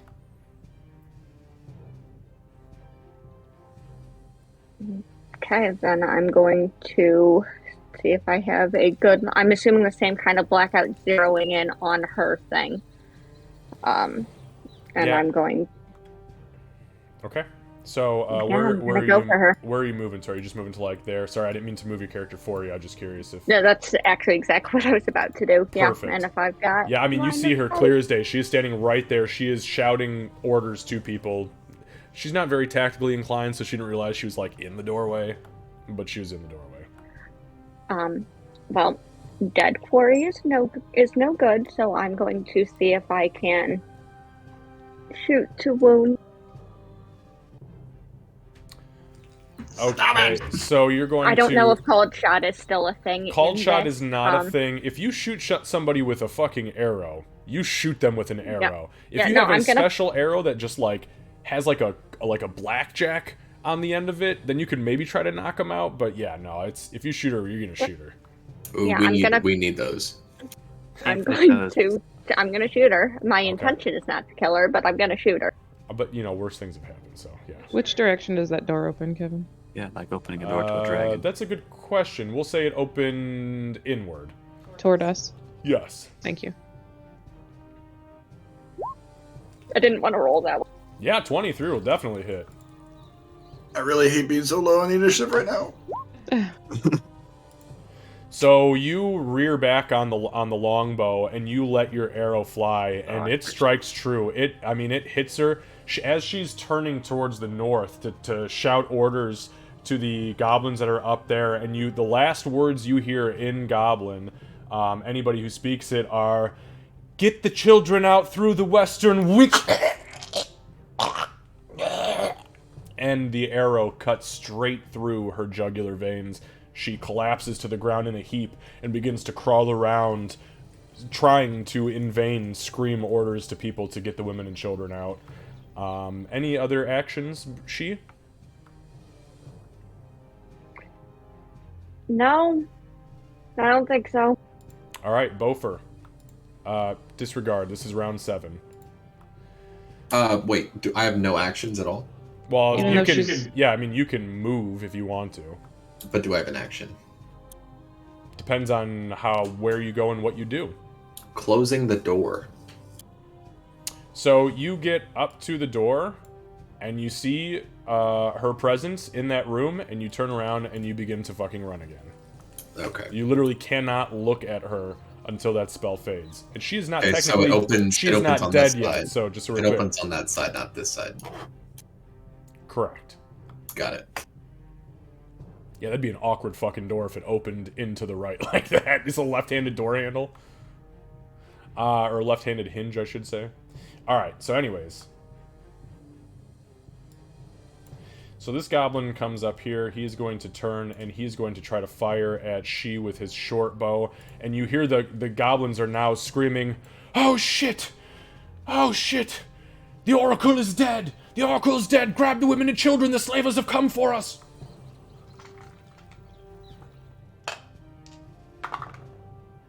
That's a nat 1. He fires, and literally the bowstring, as he rears back, snaps on his bow.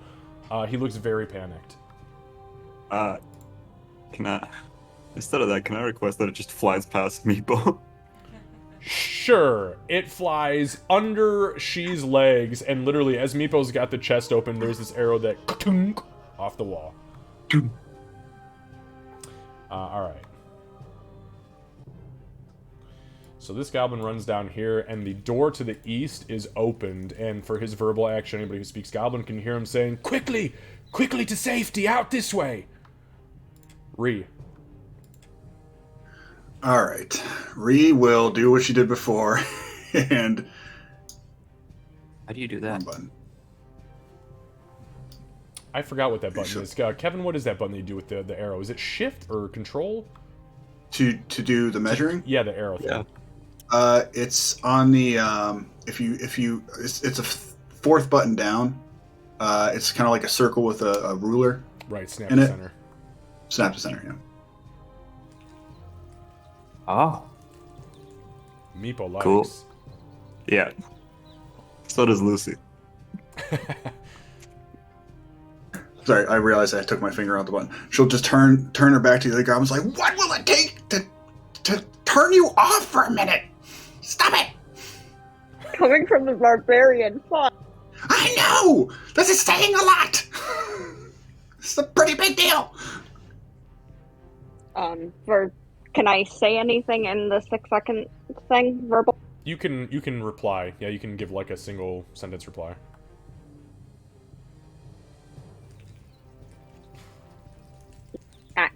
Actually, she's gonna like start to say something and then just kind of stop and like just look at Ree and then look past, and she's not gonna say anything, but she's going to just pause for a sec. Yeah, and you realize that your target, the pulse that you were seeing within your own vision, is starting to flicker like a candle. Like she's dying. Okay, that brings us to the next goblin, who is going to go to the other side of the door, and that is also going to bring us to all of the non-combatants, who begin to immediately flee. Bear with me here.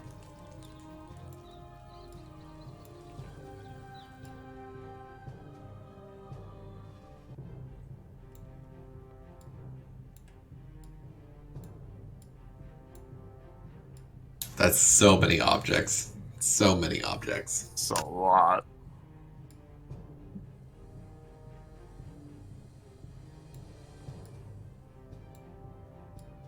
Is there enough space in that room for all of them? Yeah, I like how none of us have noticed there's a body on the ground next to me. Been a little You know, noticed when we preoccupied. got- care. I did notice we got more more pressing shit at the moment. I noticed when it started flying. Floating away? What? That didn't happen. That was a hallucination. It was the blood sausages haven't recovered yet. So the goblins down here, you see them crawling into this fucking pile of garbage, and they are trying desperately to find cover.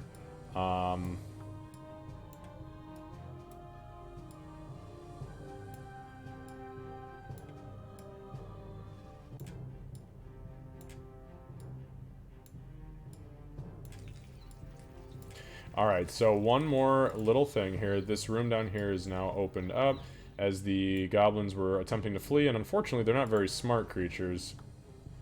And they pop the door open in here to try to find cover. Hopefully it ends better than the other goblins that went into a room similar to that.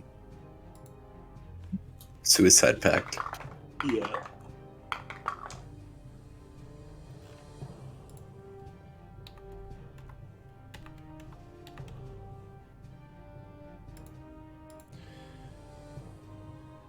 At least all the rooms in the dungeon are now coming together. Yeah. Alright, so that brought us to... okay, so she is bleeding out. Give me 1 second, I gotta roll a death save throw.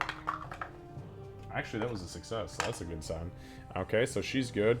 Brings us to this guy. This guy is going to stand behind... you feel a presence, as there are two goblins directly behind you, and this one puts a hand on your shoulder and is just kind of like, "Sister, what's wrong with that thing?" And points literally over your shoulder at the half-orc. Yeah, we're trying to not make her murder everything. Yeah, we think we may have things under control, hopefully. Alright, so back to the very top of the round. So, Doc, you are actually now third down now. You are coming up, but since new combatants entered the field, they're going to go first. It's 5, 10, 15, 20, 25, 30, 35, 40.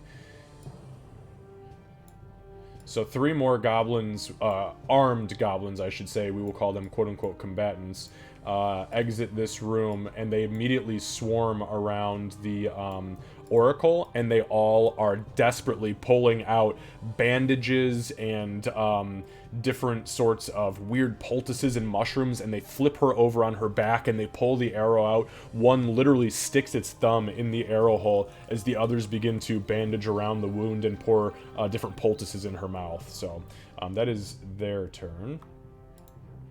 Doc. It's funny. They had the same plan as me.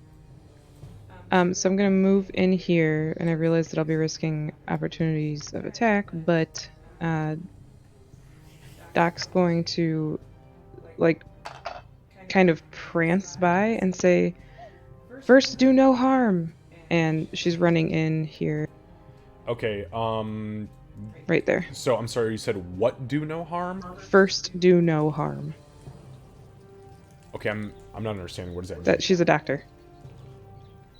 She took an oath. The She's running. Hippocratic Oath. I don't understand that. Yeah. I'm an idiot. I don't know. I mean, I didn't know that was a real world thing. So the goblins definitely don't understand that. But let's go ahead and roll percentile dice and see if they look at you Okay. as bad. Oh, that's 1 no.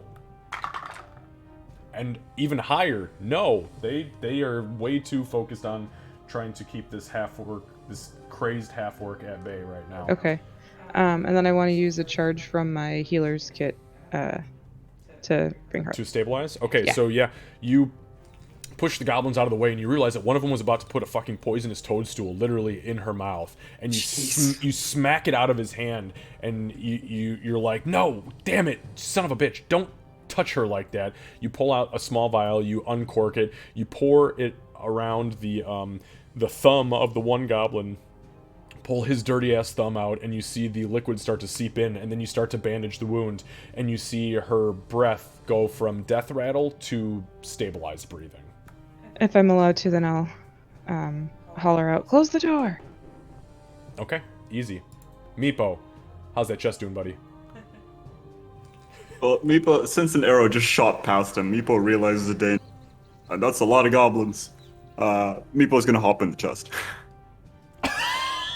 There's plenty of room. It's only about a quarter full right now with stuff. So Meepo like jumps in the chest and the top shuts. What else is in the chest there? They'll like funnel around while he waits. Okay, give me one moment. I will tell you exactly what's in there, okay? So we've got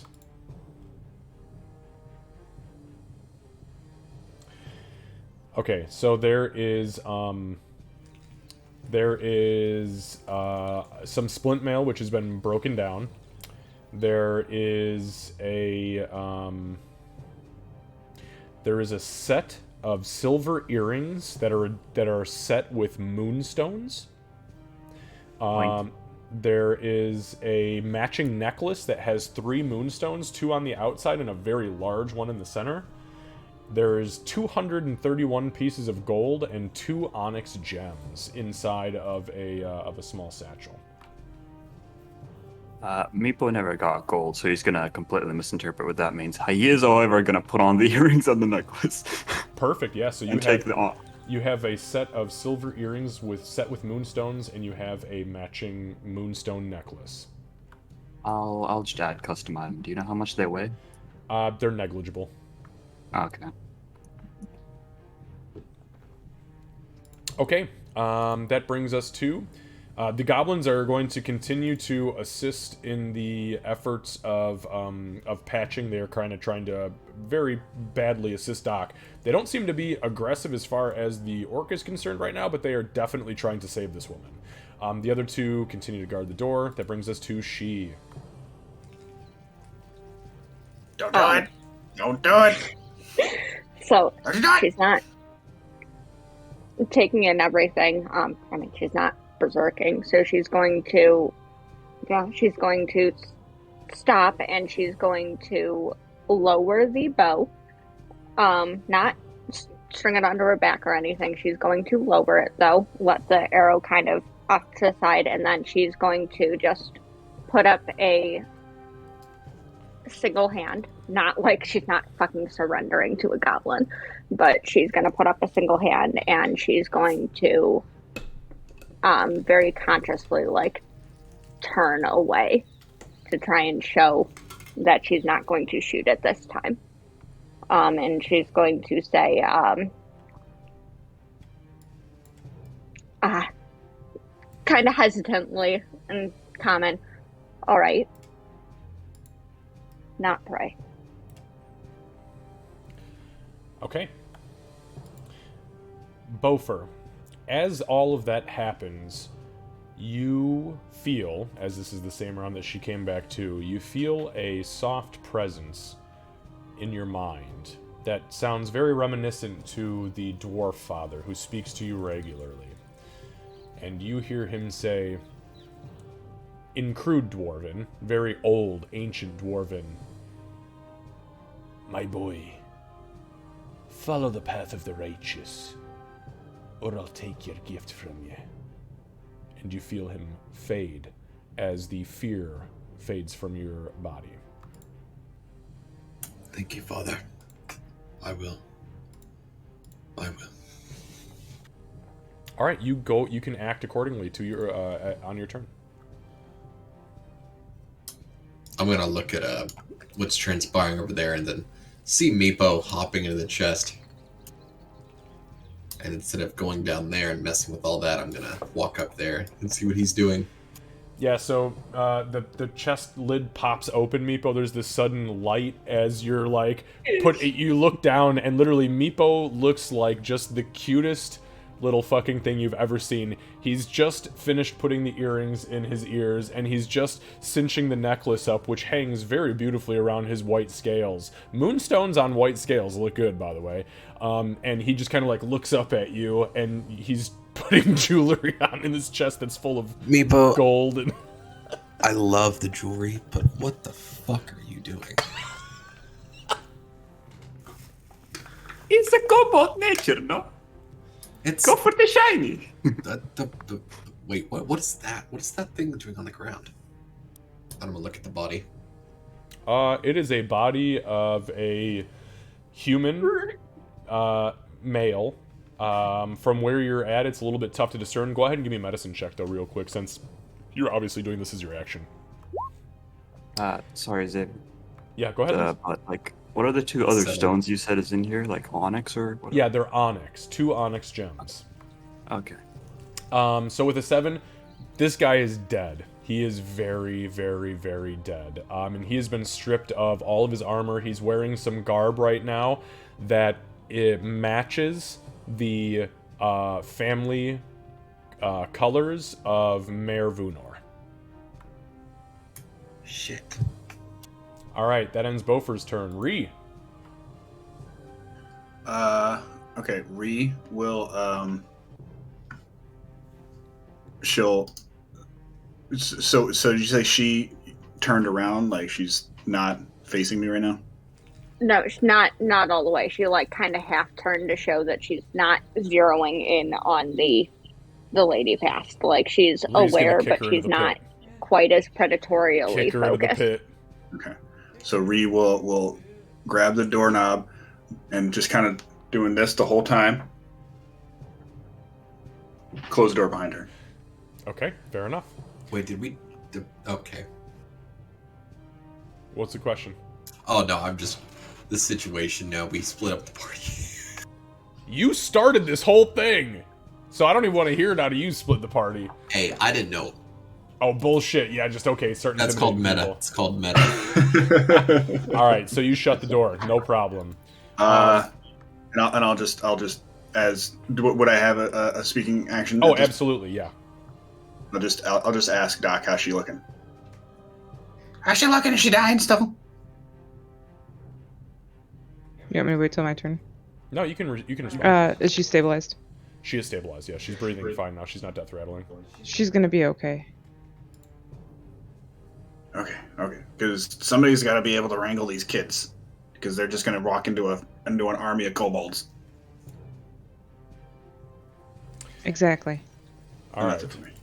Okay, so the 3 goblins who are acting this turn, you hear them kind of calling out to the goblins that have all swarmed into the room that had all of the torches lit. They start to move around. Some of them start to go into a room to the south, which grabs the attention of another 3 goblins that are armed and running up, and they begin asking questions about what's happening. They're shouting. There's a lot of confusion. Goblins, when they're surprised, are very volatile creatures because they're excitable and they're stupid, unfortunately. And they begin to kind of like panic run. Yeah, that's fair. Yeah, I mean, and it's just goblin nature. They're just fucking idiots. But as they run in, you realize that, yeah, there are now definitely 2, 3, 4, a lot 5, of 6, goblins. 7, 8, 9, 10, 11. There's 11 combatant goblins in here with one that is definitely like the lead, quote unquote leader. So 4, 5, 6, 7, 8, 9, 10, 11. Yep, 11. All right, just want to make sure I had that right. So, anyways, the rest of the goblin rabble continues to run. The Oracle does not need to roll anything because she is stabilized. That brings us all the way back to Doc.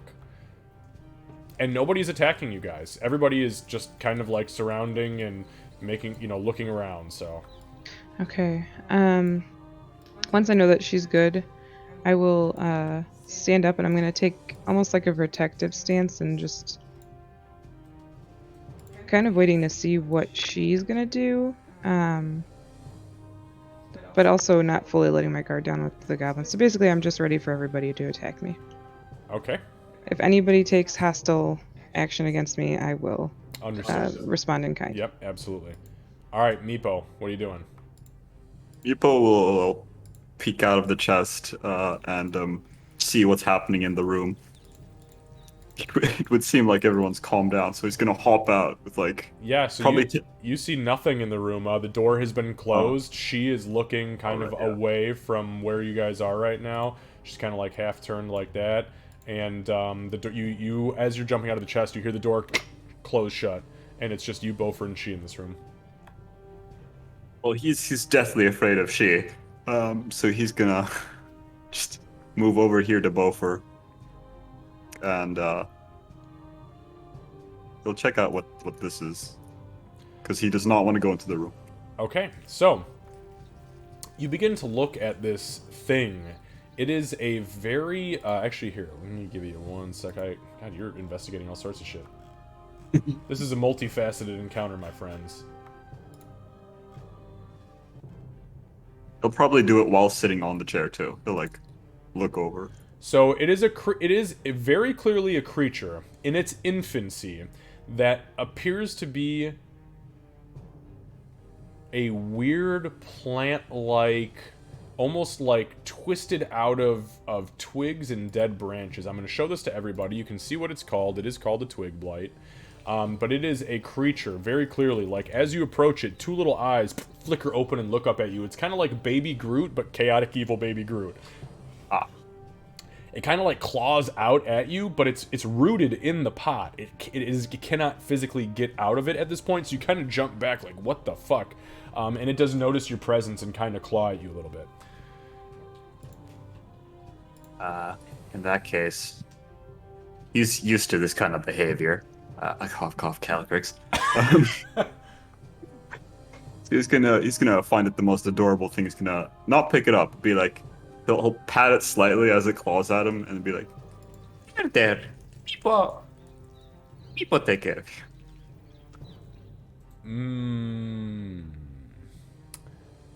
Make a plant check? Yeah. Animal handling? No, I was gonna say. So I'll tell you Vision? what. No, make an animal handling check at disadvantage. Sure.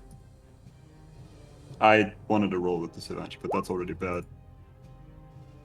Yeah, okay, 12. Hold on.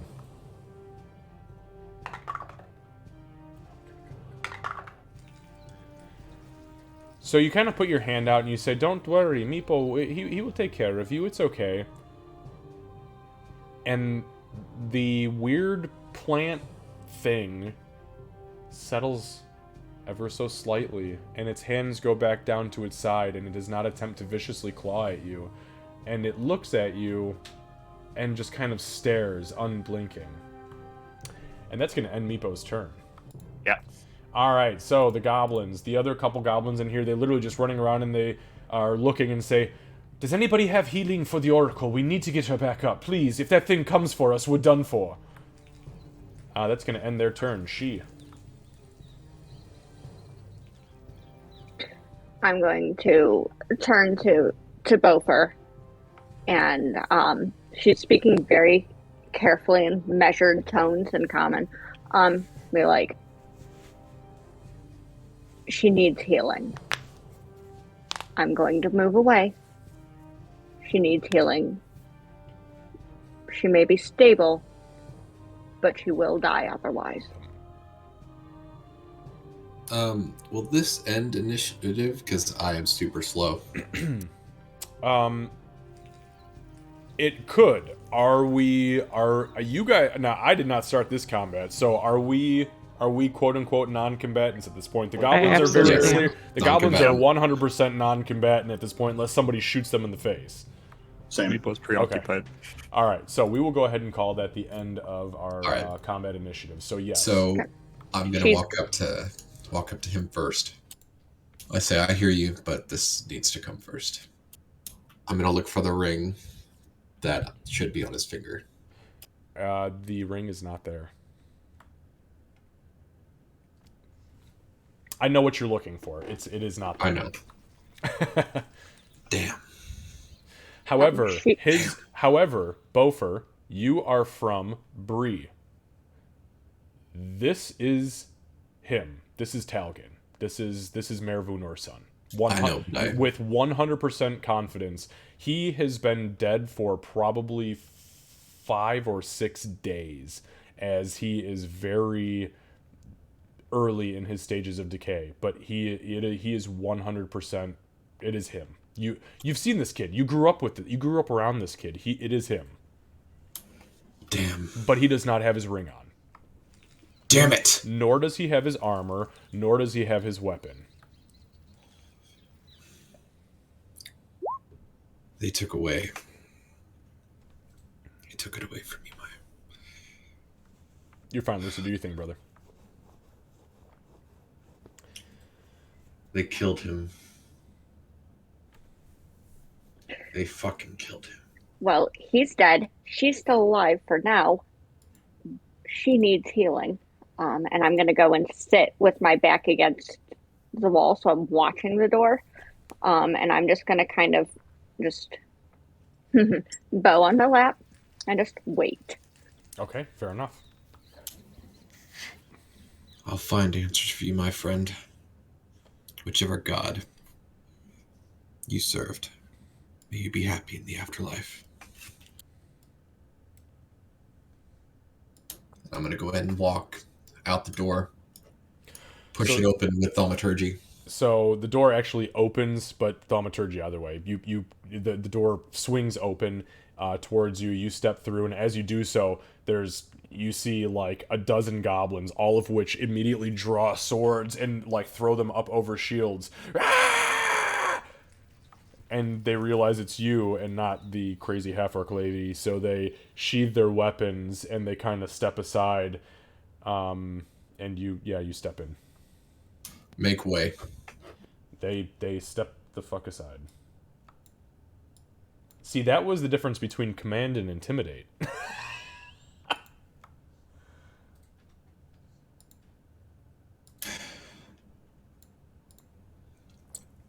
Do any so of you them guys have see their bo- swords in hand? So I'm sorry, say again? Are any weapons drawn in the goblins right now? Yeah, the two that are against this far wall over here, they do both, or I'm sorry, the three of them, I suppose, they do have short bows that are out and knocked, but they are not aimed at anybody. Put your bows back in your quivers if you want this goblin to be taken care of. Roll a And could Re follow up in Goblin to hopefully aid in this? Just to show that Like translating? Everybody, lower your weapons. We're here, believe it or not, to help. We're here to help. Okay, yeah. Bofer, make a persuasion check with advantage, thanks to Ree.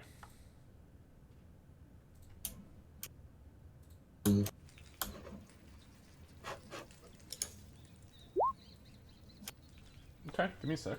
Wow. I helped. No, that's not bad. Okay. So you kind of say that, and two of the three of the goblins, they kind of put the arrow back in the quiver, but the one, he keeps his on there, and he replies back in Goblin, and he says, "We need to make sure that he's not going to assassinate her. One of us has to stand ready." Can I want to look at that one and say, in Goblin, your hesitation is understandable, but you need to let us work so we can save her. He replies and says, "In no way, shape, or form am I stopping you from working her." I'm going to look at Bofer and say, just heal her. They killed him. And we'll Heal deal with her. that in a moment. Fine. I guess I'm gonna go ahead and use Cure Wounds. Okay. Go ahead and roll your D8. Oh, fuck. Wow, that brings her back to full health. She ain't got a whole lot more than that. So you lay your More health hands... than her. Yay. Yeah, so you lay your hands on her, and you pour out your healing energy, and you feel the dwarf father enter your mind as you guys see this, essentially this liquid lava fill her arrow wound, and then it seals shut as she blinks and coughs. A couple of sparks come out of her mouth, and she says in common, Where is she? Still watches me. Who? It is not Morden wanted you to live. That is why you are alive. she looks up at you, and she says, But you do not wish me to be alive. Why? Who killed the boy in there? she looks at you, and in one word, common, clear as day, she just says, Golgrak killed the boy before he could be brought down to the grove for the outcast. I am so sorry you lost him. Was he a friend? I've known him for a long time. I've known him since he was a child. The annoying little boy, but he was a good boy. she says, I tried to bring him back from the brink when he was breathing his last. That is how I got this. and she pulls down the collar of her robes, and there is very clearly a longsword scar just below her collarbone in her first and second rib, and she kind of pulls it back up. Those fuckers wanted every single one of us gone, but they knew the power we held with the lot of us. I am sorry. Maglubiet be praised, I promise you, I tried to bring your friend back from the brink, but I could not manage it without risking my own existence. I'll offer her a hand up. She takes the hand and she steps up. Do you still have your spell active? Right now, until she knows 100% what the fuck's going on, yes. But she's sitting just cross-legged against the wall, and she's just she's listening and trying to figure out also what the fuck this new perception is, too. Understood. So yeah, so she stands up and she kind of looks at you, Beaufort, and she leans in really close, like awkwardly close for somebody who has sparked this whole situation. And she says to you, Your friend must be watched very carefully. She is capable of seeing into my very existence, which she still does to this moment. She is not safe. If you can speak with her, bring this to a place of peace. I will tell you everything you want to know about this place. I swear to you, Maglubiet be praised, my dwarven brother. I will tell you everything. My word, as a priest or a cleric of Morden, you have my word. But my first question will be, where is the girl?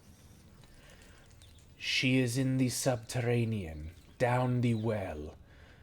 Unfortunately, Golgrak was told to bring her down there. There is much to discuss regarding the Undergrove, I promise you. But last I saw her, and Sir Bradford, the paladin of Paylor, They are both alive as well as I know. I will calm my friend down, but you will take us to the entrance of this place. You have already seen it, brother of Moradin. The pit with the Oh purple shit, is that the only light. way down? Yes. Ew. Doc, Ree, I will leave you. I must attend to our friend.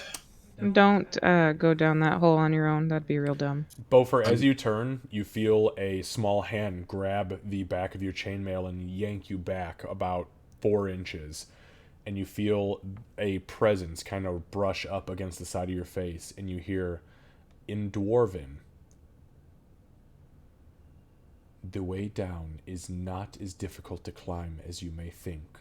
Do not falter from grace, my brother. And you feel the hand let go. I'm going to look back at my shoulder. It's the Oracle. Okay. How do you, in Dwarvish, I'd say how do, and I'll just stop and start walking away. Yep, she doesn't say a damn thing. All right. At this point, the goblins, you guys, just so you know, they have taken, and you realize what they're doing here. They have taken what's called a wide stance defensive circle around the room, where they are kind of watching from all points at the situation that is kind of unfolding.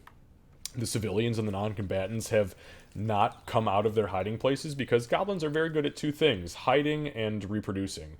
So right now they are in hide mode. So that's where they're kind of... Yeah, we fuck like rabbits.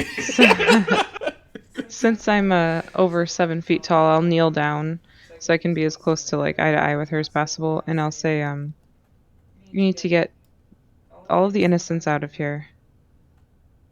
The slaver has stood down and we will deal with her, but get them out. She kind of looks at you and she says in... I'm sorry, what language are you speaking to her? Goblin. Goblin. So she replies in Goblin. Jungle sister. Unfortunately, there is nowhere for us to go right now. We need safe passage past the kobolds, or my people will just be led straight into slaughter.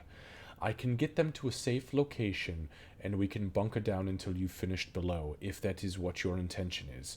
But for the time being, we either remain here and exist as we were, or we are going to require some sort of passage through kobold territory. Please understand this. I think that's fine. We may be able to provide that on our journey up from the pit of despair. But yeah. yes, you do. You did not just do that. Despair. I love it. I love it. I agree. That's what I was going to suggest as well. We let us deal with the issue down below, and then on the way out we can assist. But get them all gathered here. She says, very well. I will not necessarily have the women and children all come into one location, as I do fear right now with your friend. I am not sure what she is capable of, but I'm well aware of where she comes from and what she does for a living. But I will have my guards fan out and let the commoners know that they are no longer in danger, but to stay put for the time being and to not scatter. Is that all right? Oh, that's fine. I'm not giving you orders. I was making suggestions. She looks to the guards and she says, "You heard the lady.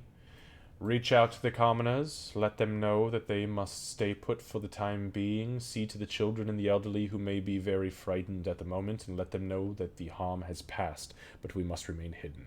And the goblins begin to fan out as they go into the junk pile and they disappear behind the walls and through the doors to discuss with the common rabble, aside from a couple of guards who do stay within line of sight of her. So, okay, jumping up to Bofer and She. Bofer, you approach She. I will let you guys roleplay. I need to take a very quick bio, but I can hear you. She is tapping with her fingers a very rhythmic pattern on her bow, which she may realize seems to match her heartbeat. And she's just got her back against the wall. She's sitting cross-legged, and she is just watching with those creepy predator eyes and just waiting. So I'm going to go ahead and walk up, and I'm going to say, I appreciate that you acted in my self-defense. I really do, but now is time to stand down.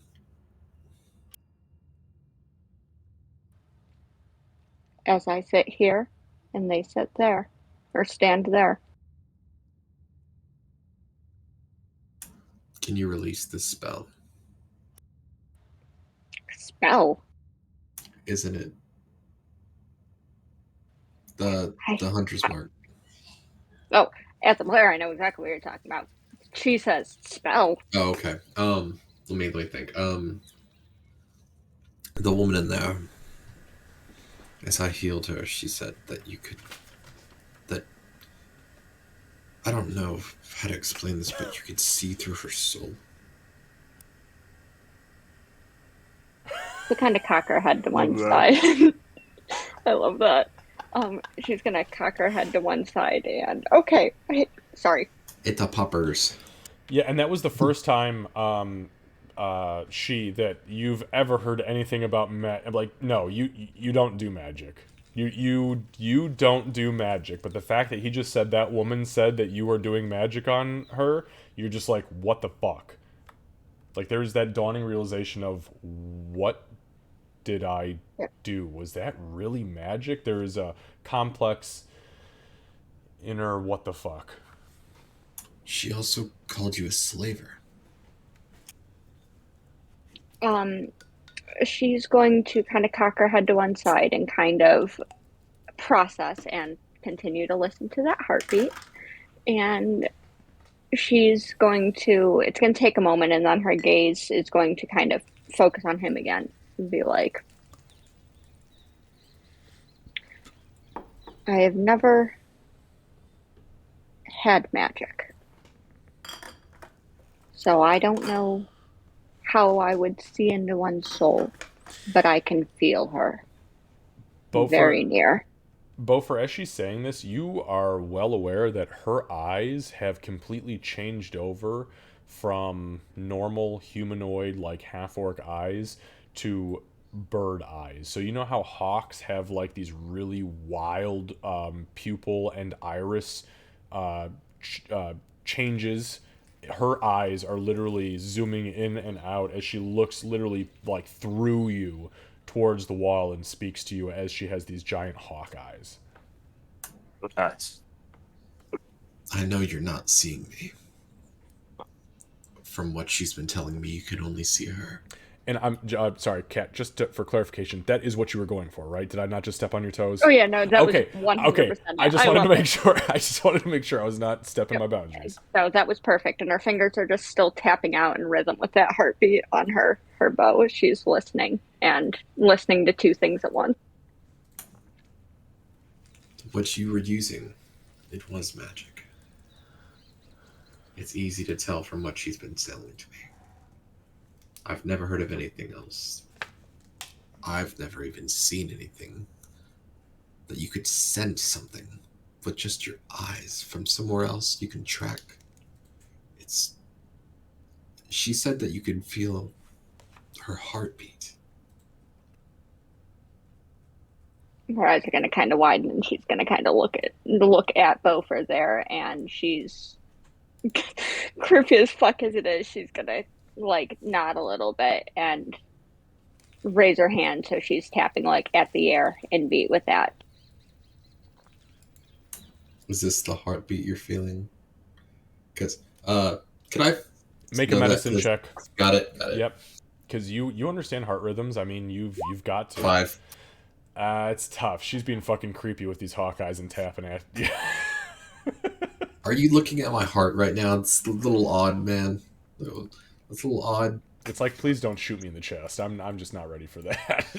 And can you just like close your eyes and breathe?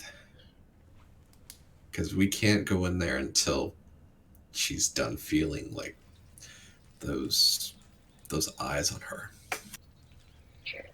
She's going to she's going to rattle off a thing in Orcish, and then she's going to stop for a second, then repeat it in Dwarven and say, the hunt is over. And she's going to repeat that a couple of times, and she's going to rattle through a couple of languages as she does, and then she's going to close her eyes, and she's going to take a deep breath, and she's going to see if she can figure out how the fuck to release this.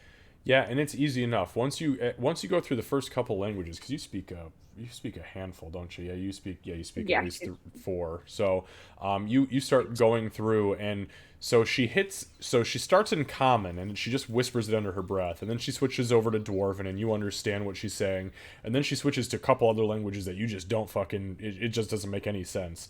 And as you get to Orcish, you feel your eyes retract, and then everything that has just happened rewashes over you in like super speed to a point where you're like, oh fuck, what did I do? And that is a familiar feeling for you, only because you know that once you started to track a slave, you never gave up on getting your fucking quarry. Period. End of story. You hunted them down, and that was your job, and you did it well, and that's why you survived. But you do eventually hit that trigger word, and whew, as she opens her eyes, you see her eyes go back to normal, and you guys in the room just to the southeast of here, you literally hear the oracle say in Goblin, "She's freed me."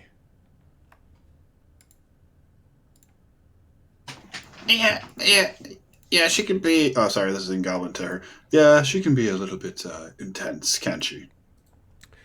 I don't understand why she was attempting to destroy me, though. This entire thing, I told you I would give you everything. I just needed to get the people to safety, the children, for the sake of the children. Well, you did some weird little switchover thing. Yeah. Well, bless her heart. She is a little trigger happy when it comes to her or somebody she deems a threat, and she is well intentioned for sure. But yes, sorry that this had to happen the way it did. Meepo, what the fuck have you been doing throughout all this? Are you still harvesting gold? No, I'm petting the plant. Fuck yeah, go ahead and give me a nature check or an animal handling check, but give it to me without the disadvantage. Awesome. Just a straight roll. How the fuck do you have a +4? Oh, because you're Meepo. Of course you fucking do. Oh, dude. Calycrix, man. Dude. It's my plant now. So, yeah, like, over the course of, like, literally what is 10 minutes of people just sitting and talking, you're just cooing at this fucking bush. Mine, though. And it doesn't give in to you, but it does not attack you. It does not attempt to attack you, and it actually allows you to, like, pet it, and it is disgusting. It is cold to the touch. It is thorny and viney and just disgusting in every way, shape, and form as far as plants are concerned. It's like a bramble. But it seems to, through the course of this 10 minutes or so, want your touch. And as you pet it, you feel a minor bond with it. And it's pleasant. It's the first time that you have given yourself to another being that has reciprocated with any sort of violence, of welcome. Yeah, it is in no way, shape, or form violent. So that's awesome. Meepo like you. Meepo think of men. Actually, give me a second here. Oh, does it have a name? Hold the fuck on. Stop it. I hope it has a fucking name.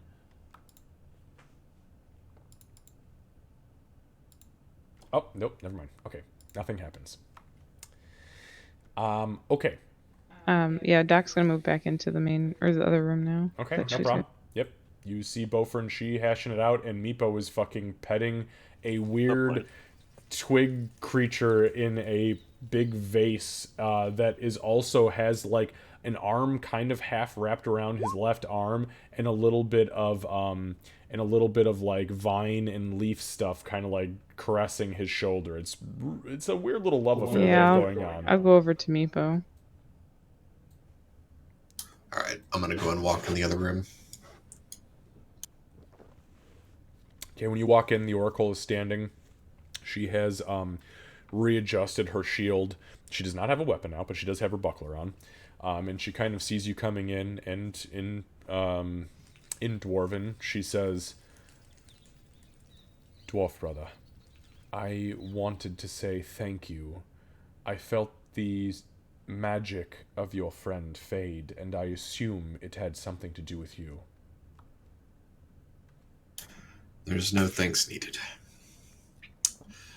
We have come to an agreement that there will be peace between us. And you do need a way out, correct?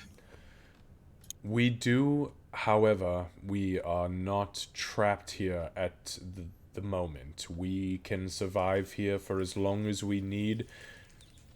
However, I would like to make a request, and if you would like to bring your friends in here, I believe now would be the time for us to actually have a true discussion. If your orcish friend is quite done with She her is quite done. escapades. Very well. Then, please, may I offer up a chance to discuss? Yes. She, I think that'd be appropriate. the oracle looks around at the other guards and she says, "Stand your ground, gentlemen. You two, come with me." She nods to the two in the most northern part of the room. She says to the rest of you in common, she turns back just towards the group and she says, Do you think we can speak in maybe the main room with the large well that goes into the ground? Re. Good place is ending, I guess. Yeah, sure. Why the fuck not? Very good. So she begins to walk into that room. The two goblin quote unquote guards flank her in the room, and they have their short bows drawn, but they do not have them drawn back. They are not ready to fire. They just have an arrow on them, standing still with one hand. She does not have her weapon out. But they enter and they kind of they gather around you guys and are with you. This guys. would be their first time seeing me, Meepo, the kobold. She saw you, but she didn't pay much heed to you the last time. But yeah, you walk in and actually, hang on, let's see how this goes down. Oh, brother. Sorry, I know that little. That's a one. I need everyone to roll for initiative. No, I'm just okay. I'm fucking with you guys. I'm fucking kidding. Lucy said, "Teacher, you didn't give us homework." Sorry. Meepo just has to ask the fucking questions. They don't give a fuck about you, Meepo. They're way more concerned about the half-orc that shot their oracle in the chest. Oh, it's Once almost a runt, death. always a runt. Let's go. I mean, you know how we do. Okay, so they walk in, and she closes the door behind them. And she kind of sits cross-legged in front of where the pit is. Not right up to the edge, but close enough. The two guards stand behind her, though. And she looks out over the group, and she says in common, I am not sure if we speak a language common besides this. So I apologize if my language is a little bit crude, as it is not the first language I have ever spoken. There is much that we may need to discuss. I have an entire tribe of goblins here who need aid. And I believe your intention, as I have seen it so far, would be to aid. Is that right, Sister of the Mountain? and she kind of she motions to Ree. Yeah, pretty much. We're trying to. We'd like to leave you with some kind of peace between the kobolds up the road a little bit, and also maybe, I don't know, live peacefully down here. So as long as you can, or anywhere you want to live, I suppose. It's fucking gross down here, but I mean, to each their own. So she says, We never wanted anything to do with the war against the kobolds. Would you like to hear why we are in this predicament that we find ourselves today?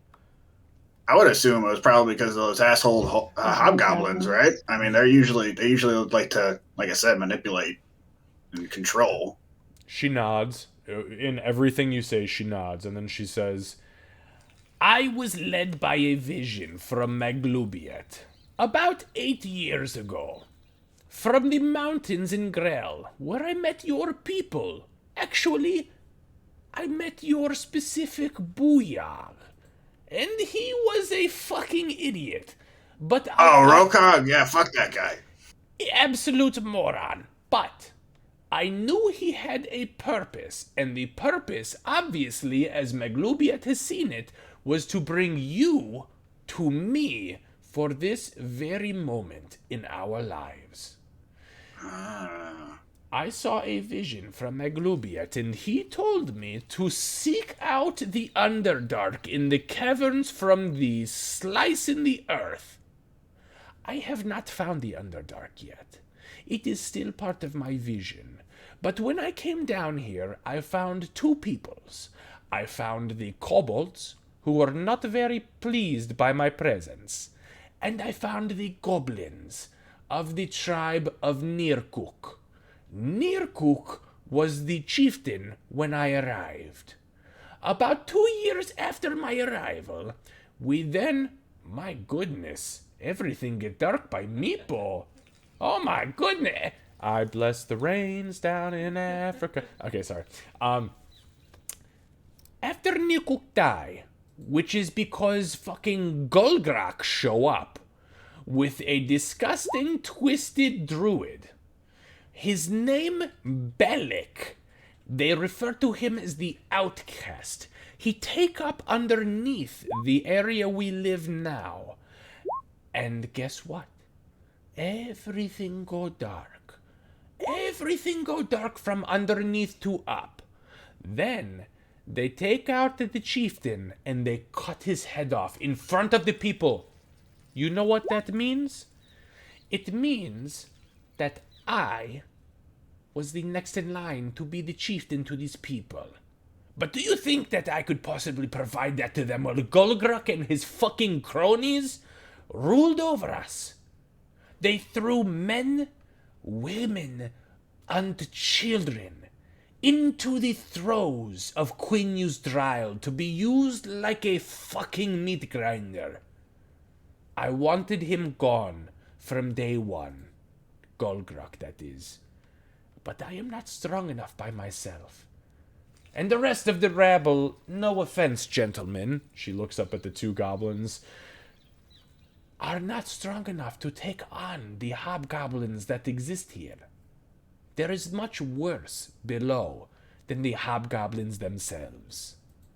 They have brought many creatures from the above to the below. We are only the midway. Then, one day, a couple of months ago, they bring the children down from the kobold territory. They bring a lady, a gentleman with beautiful armor, and obviously a priest of Pelor. And they bring the handsome one. And she kind of looks over to the corpse in the corner next to Meepo and Doc, and she bows her head. She says, "But the handsome one stood up to Golgrak. And that son of a bitch cut him down in front of his sister. Cut his innards out. I did everything in my power to heal the boy. I promise you, I swear it to Maglubiat above. Evisceration is difficult to fix. There was nothing I could do. The boy bled out in front of me. He cried for his father. The only thing I could do was pray for him and with him that he did not feel pain. And what of his sister? His sister was brought to the Undergrove. After that happened? Yes, along with the paladin, Sir Bradford. Do you know, you said creatures, what kind of things do you know what we're about to face down there? There are creatures like the one that your friend toys with on the throne. And she points towards Meepo, who is fondling the twig blight. And she says, there are many of them.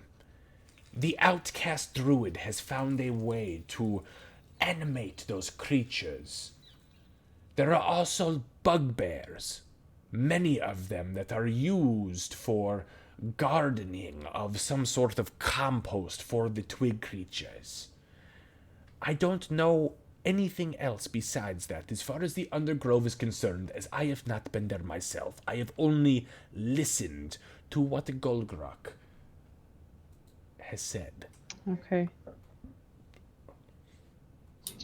I will tell you anything else, please. Just, I will do anything to make you understand that all I want is peace for my people. They do not deserve this. Maglobiet has obviously put me here for a reason, and I truly believe it was to encounter you. Maybe not in a situation quite as this, as she looks over to she, and then she looks back to the rest of you. But Sounds reasonable.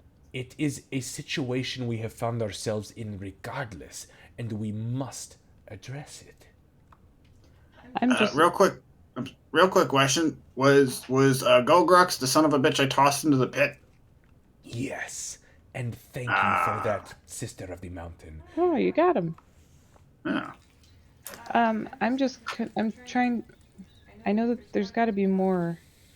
There has to be more that we haven't explored here, and I want to make sure that we have every tool in our power to, help us when we're down there. What tool exactly are you looking for? I don't know anything to help fight a bunch of bugbears. Sister of the forest, of the jungle.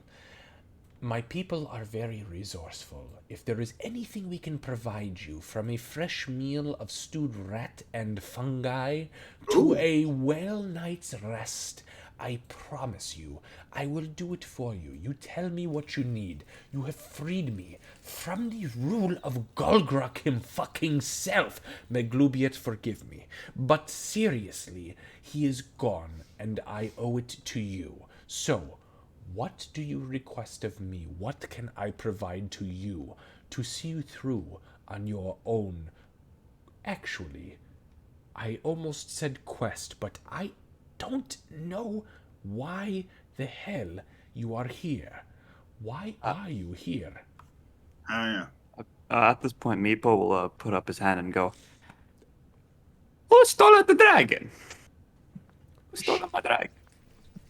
You say that to Meepo, or I'm sorry, you say that to Meepo says that to The Oracle. the Oracle. The Oracle. That's a Yeah. good that's a very good question. Give me a second. I actually have this answer. So she looks out at you and she says in Draconic,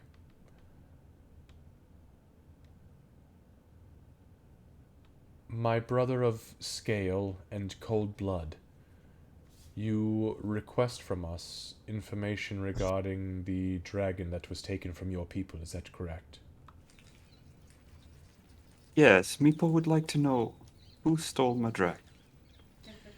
She says, "There, in the grove below, is a bugbear by the name of Balsag. He is the one." Balsac? I can't hear it. She says, Draconic. Balsag, Balsag. All right. He is a bugbear that exists in the grove below. He is the one that was called up by Golgrok to capture the dragon that existed with your people. I am sorry that we took it. I can lead you to the dragon if you'd like. I am more than welcome to free it into your captivity again, as there is no more threat here from Golgrok." He's going to look sadly, and in Draconic he'll respond, "No, it's okay. We've encountered Calicrix." And he'll like clench his fists angrily. She kind of like half bows her head and she says, "If there is anything I can do to assist in easing your pain, please let me know, Brother of the Scale. I am sorry for your loss." You have given me enough. Thank you. She nods again and then switches back. You're a nice goblin. She says, "I only follow the will of Maglubiet, as your friend, the dwarf," and she nods towards Beaufort, "follows the will of the dwarf father. That is what people of the cloth, people of the clergy do for one another." I'm gonna go ahead and interrupt in common and ask, there is one thing. she looks over at you, and in common she says, Yes, please. Anything that I can do for you. I swear it to you. I just want this done. I am sick of the war the hobgoblins and the outcast druid brought upon us. I want peace. So tell me, brother of the mountains and brother of Moradin, what is it that I can provide? The fruit of life. she looks absolutely taken the fuck aback, and she goes, I cannot raise the dead. I am sorry. I do not have that capability. Is that what you are requesting? The fruit of life. It is not I thought here. it was a tree. Or like You are talking about... It's a summer fruit. the summer fruit. You speak of the Guthias tree. The outcast druid has corrupted the tree. It does not provide the fruit of life anymore. The last one that we sold was sold to the dwarves of Helmkar, to King Runheim himself. He is the one in possession of it. Ever since this fucking outcast was here, he only provides 2 midwinter fruits a year, and he has been selling them to the black market in Port Emerson. The thieves' guilds have been eating them up, the Blackadder assassins. They pay him heaps of gold and jewels. Am I familiar with that particular? make a history check with advantage, ma'am. Ooh, you got mammed. The fuck yes you are. You know 100% about the Thieves Guild structure because, you know, you. Yeah, the Blackadder Assassins are literally, they are murder for hire, 100% no bullshit, the most super professional, like, hashtag Mandalorian, sort of bounty hunters in the realm, and they use the dirtiest fucking tactics they can. Like, if they could just, like, shoot you in the head and point blank and be done with it to collect their gold, done. That's not good. I have another question. I thought you said you only had one. But I kid. I try to bring humor to the situation, but this language is not great for me. It doesn't Please. translate well. It doesn't. This is not It really translated. doesn't. Very clunky. People like it. Very clunkily, not very elegant. Who's a cripple? If I saw Capri. if we take care of the problem down there, is it possible to, I don't know, find a seed from this corrupted tree and move you away from this place? I don't have an answer to that, brother of the mountain. We'll have to see when we get down there. I have never been to the sublevel. Golgrok was very particular about me remaining here and particularly healing him. When I realized that this goblin of the mountain tribes recognized me and attempted to stop this thing, I reached out and I attempted to steal the life force from Golgrok, as I knew your people, your group of adventurers, were truly good. Until she, and points towards she, attempted to shoot me in the chest. Then I was confused. But then I was brought back and I saw a vision of a massive forge, and my body was laid out on the forge like that of a sword or an axe, and a hammer came down, and when it hit, the spark of life brought me back from the brink, and it was glorious. So, that is the long way of saying I have never been below. But I appreciate that you are here, and I will tell you what I know. I understand. She's gonna speak up. Uh-oh, Kevin froze. She's just gonna say, we need fresh water. And she's gonna say just flat, calm, control. She kind of looks out over you and she says, You need fresh water, like something to drink. Before we go below. To hunt. I have just enough energy left in me today to provide you with what you require. Kobold friend, pull your friend out of the pot over there, and somebody bring me the clay underneath it. Okay, he'll like bring the plant. Okay, yeah, you pull the plant out, and it like half hugs you like a fucking toddler would. I'm getting Harry Potter vibes right now. I'll go, "Aw." And then I'll grab the clay from the pot. Yeah, so You're you a wizard, Meepo. you're a sorcerer, Meepo. Yeah, so you grab the clay pot. What she was referencing was that the pot underneath is made of clay. So you grab it, you dump the soil out, which the soil stinks like fucking rot. I mean, like it's bad. It stinks like death. You dump it out and you bring it over. She pulls a 100% untainted white handkerchief out of a pouch, and she cleans the inside of the pot. Before she sets it down in front of her, she holds the holy symbol that she has in front of her, and she mutters an incantation over it.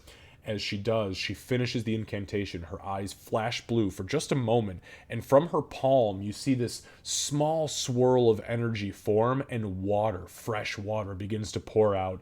And she says to the lot of you, I have many gallons of this water to give, so I suggest you bring me your skins quickly, or this will overfill. Oh, I definitely I'm gonna go ahead and walk over.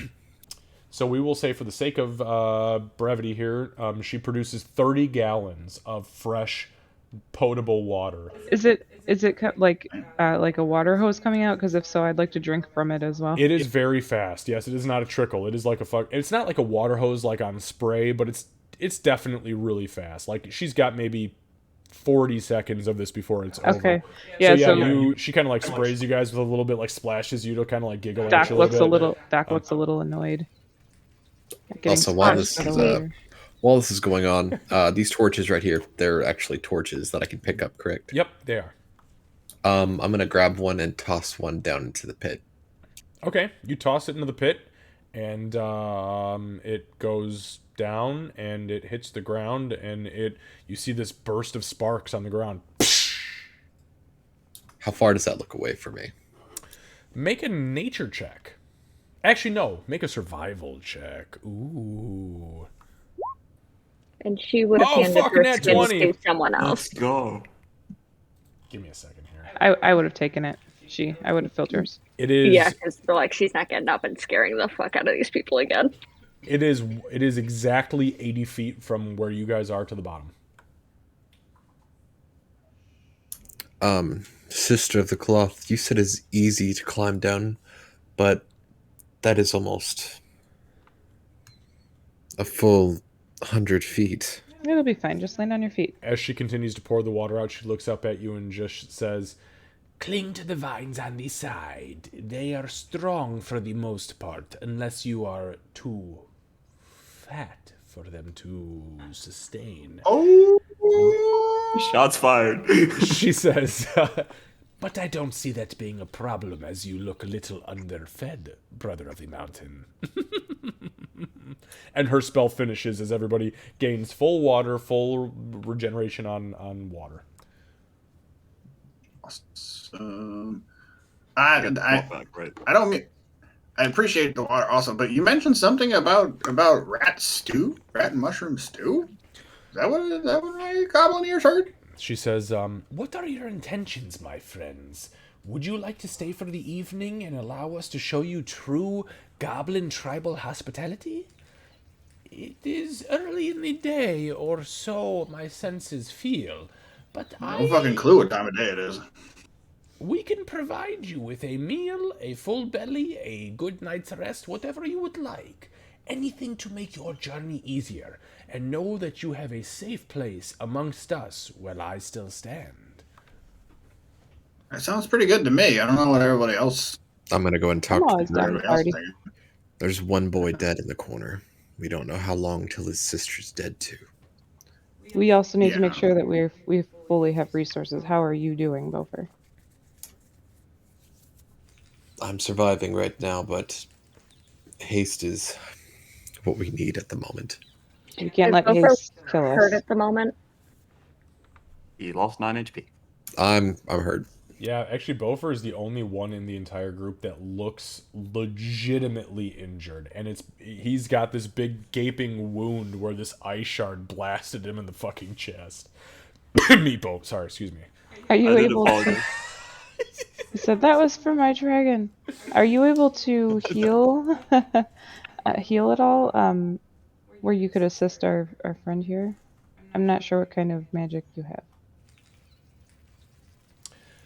She says, Unfortunately, when I realized that you were friend and not foe, before I realized that you were foe and not friend prior to the friend and not foe, I had exhausted my resources attempting to curse your spirits and then fuck Golgrick in the shin. Besides that, your friend who attempted to intimidate me into submission took the backlash of my god quite unfortunately. I am... Actually, give me a moment. sorry, I need Yes, to I quite actually- noticed. I heard your god's voice. I did not speak. He spoke through me. And honestly, brother of the mountains, our people have warred for too long, and I am truly sorry. Doc, give me a... Doc and she, give me an insight check. Passive insight check, please. That'd be a Jeez. nat 20. Damn! 4. Doc, she is 100% confident in what she's saying. She turns back to you and she says, I am so sorry. I have no magic left for today. If we are to enjoy the rest of the day within our own company, I can have a few of my guards watch the circle here, the well, and I can provide you with food and water, and we can maybe make for whatever you need tomorrow. I can heal your friend in the morning, I promise. How long ago was it that they went down there? How many days? Oh, you mean the children down? Yes. It has been a few days, probably close to a week or two, So, actually. over whatever damage was done is probably done. We can send him off properly as we did with the dragon. Make sure that we are ready for this fight and get you fully healed tomorrow morning. If we must.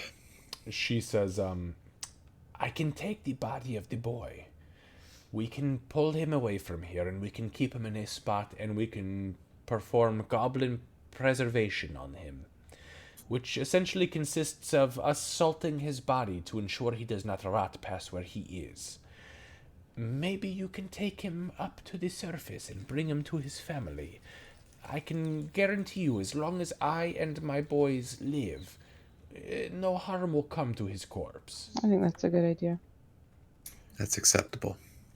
she snaps her fingers, and within the course of the next minute or so, the two goblins come up and they begin to drag his body out of the room, and yeah, he's out of sight. The two goblins are just gone, and she's in here by herself now for the first time with you guys comfortably. Meepo, what else did you find in that chest? People found the shinies. And he's pointing a point to like his earrings and necklace. And Oh two yeah, you onyx guys look over at pulled out. Meepo, and not only is he holding a fucking twig blight in his arms like a toddler, but he's wearing a set of moonstone earrings, like silver and moonstone earrings, and he also has a moonstone necklace with 3 very decent-sized moonstones on it, like kobold fist-sized moonstones. They're Aw. fucking big. Meepo, you look pretty. Those look nice. Very attractive. What else was in that chest? Meepo find that these metal things you put on. Meepo not know what call them in common. Also the shiny yellow round things. I'm gonna go look at the chest really quick. Okay, yeah, I mean, the chest is wide open. You peek your head in, and there is a fuckload of gold in there, as well as, Meepo, I'm sorry, Lucy, did you take the onyx? I Did you didn't pocket take the it? armor. You I took the onyx, yeah, but I didn't take the armor. So yeah, you see there's a bunch of like pieces of splint mail in there, and then there's a shitload of gold. This is Splint. I've never seen Splint before. So Splint, you saw Golgruk wearing Splint, and there is a set in here. This is beautiful armor. And oh my god, the gold. There's a fuckload, like 3 years salary for any like successful businessman. This could do a lot for us. That's good. It's something we can certainly. Is this something that could be kept safe for us so that we don't have to necessarily carry How much that is in much here? with us? So there's I mean, doesn't it belong to the goblins down here? I mean, the oracle immediately, she starts waving her hand. She says, "We have no use for surface coin. Not well war against the kobolds still stands. It is not our war. It was the hobgoblins' war. If you can change that, we may be able to use at least a little bit of it. But for the time being, it is yours. I have nothing to do with it. I just want my people safe." And there is 231 gold pieces. 231. Nice. All right. You might add that, or are we having Who's gonna? everything together? Who's I'll add gonna it. Okay, are you going to carry 231 gold pieces? How many pounds is it? A lot. Oh, then shit. That's why I was never saying we mind. should wait until Yeah, we we're can't not carry really that. combating. Let's keep it here then. So But, it is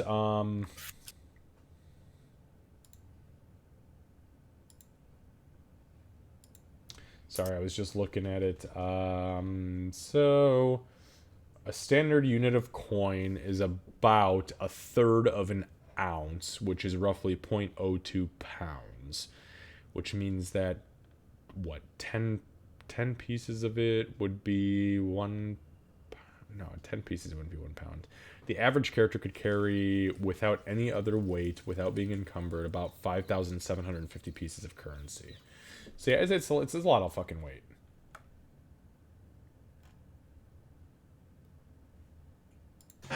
maybe on our way back up, we can see what we can do with this. Could I try to put together this splint mail though? Oh yeah, it's a full suit of like human-sized splint mail. It is you can wear it if you would like to. Sure, I'll go ahead and put it on. While she's All not right, going to be paying attention to them with the chest. She's going to be watching the oracle, not hostilely, just kind of curious and a little confused. So Beaufort, you begin to put the splint mail on, and you get it on completely, and unfortunately, your strength is not high enough to wear it. Oh no. Okay. You are 1 point shy. You have to have a 15 strength to wear splint mail. Darn. I take that back. You can wear it, but your attacks are all at disadvantage if you put Never mind. Okay. Nope. It's a good fucking set of armor, though. Okay, I'm It sorry. is. What were you saying?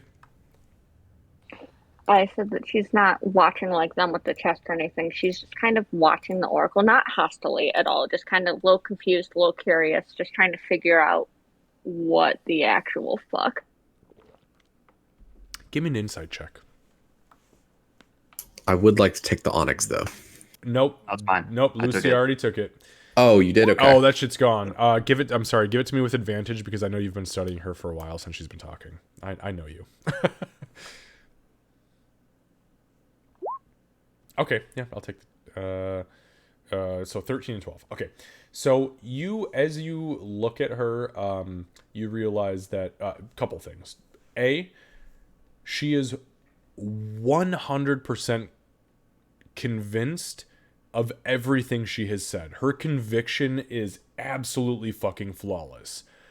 She has also not said a single lie since she has started talking to you guys, at least during this conversation. It was a little hard to tell once you were focusing on her as prey. You think, as you kind of retroactively think on, what that situation was, there's a distinct possibility that maybe she was possessed. Maybe something came over her. Maybe it's something like what comes over you when you lose yourself. You're not sure, but you do definitely know that where she is right now on a mental and charismatic level, she is absolutely 100% legit.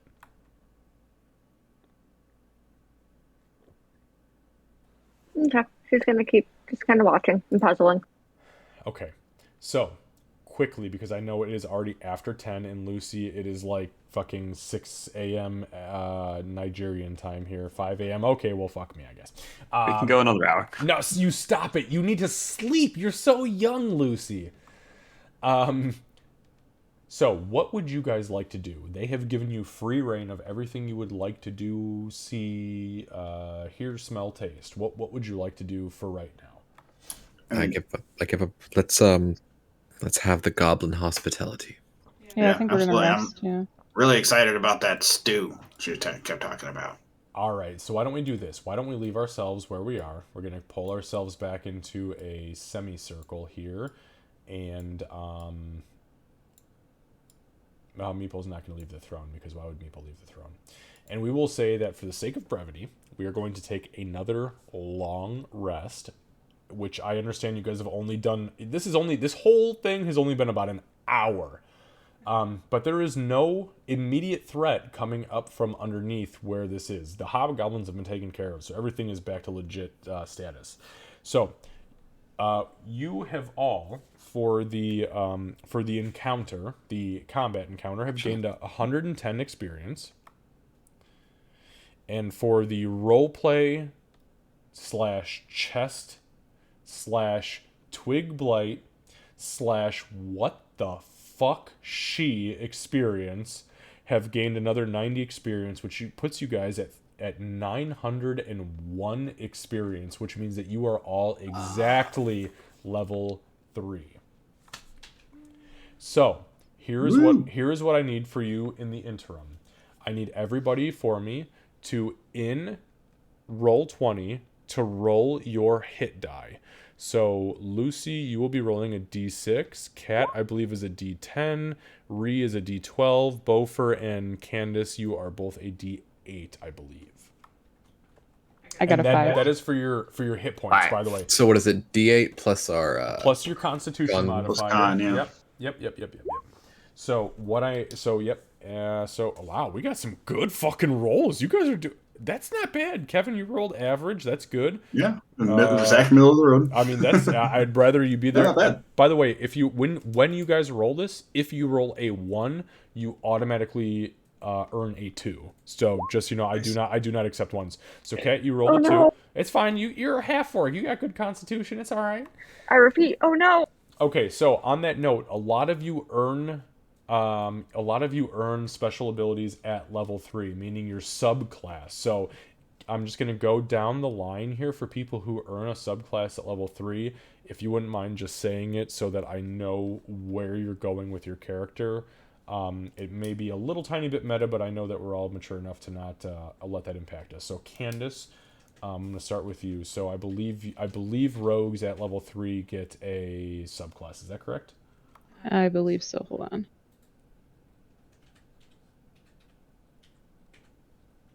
Sorry, I'm typing left-handed.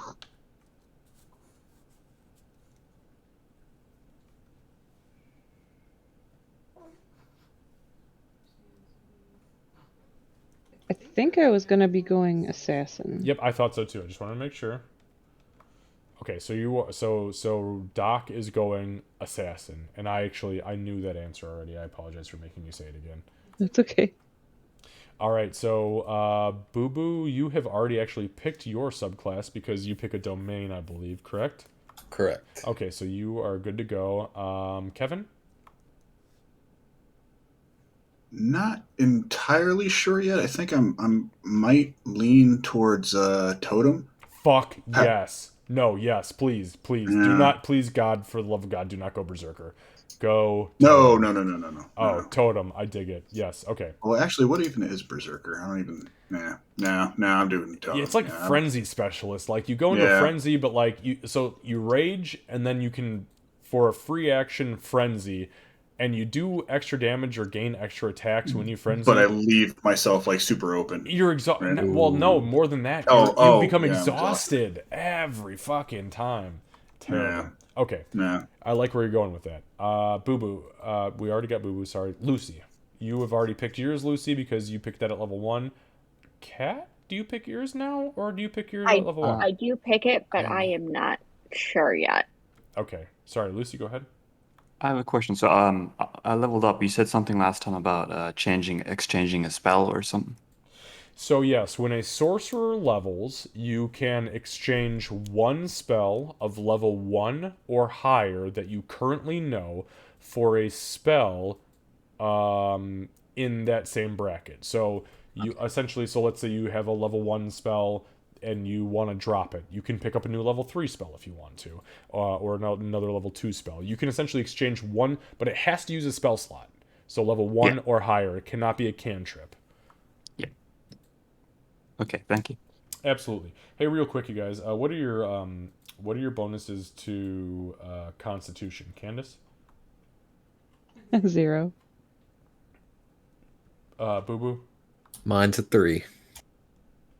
So I'm currently you have max 33 hit points. You have a fucking 17 con. I love dwarves. I do. I have a 16. Do I have 17 or 6? I have 16, I think. 16 is still +3, I believe. Yeah. Yeah. Plus 2 plus. Yeah, 16 is which is +3. Okay. Ree, you have a +3 as well. Is that correct? I do, yeah. The exact same score as Brandon there, yeah. Perfect. She. Ooh, I get level 2 plus spells 2? now. Is it +2 for she? +2 for me. Yeah. Perfect. And Lucy, what do you got? Is it a +1? I got a +0. What? Constitution is like a good thing for source. But you're Meepo. That's okay. Exactly. Okay, guys. Go ahead and love your characters appropriately. We, again, for the sake of brevity, we are going to say that your characters have successfully leveled. You are taking another long rest, which, again, it's only been a couple hours, but you spend the day after freeing these goblins from this absolute terrible fucking hobgoblin rule. You are spending the rest of the day enjoying with them. They do not feed you blood sausages. They do not feed you disgusting rat meat stew. They feed you well-cooked blood sausages and well-cooked rat meat stew with mushroom sauce. Ooh. And it is amazing. And they feed you beer, which you have not had since you've been down here, at least since you've been down here. Good beer, like mushroom beer. Like, this shit ferments on its own schedule beer. Am I able to find that dagger I Good threw roll. earlier? Yeah, you picked that dagger up, no Okay. problem. If you don't mind, Yes. like sometime during the festivities, or like just as everyone left, Meepo will like walk over and look down the pit, probably with like the plant somewhere nearby, and he'll just mutter to himself the name that the oracle told him. Balsa. Balsag, yes. Yeah.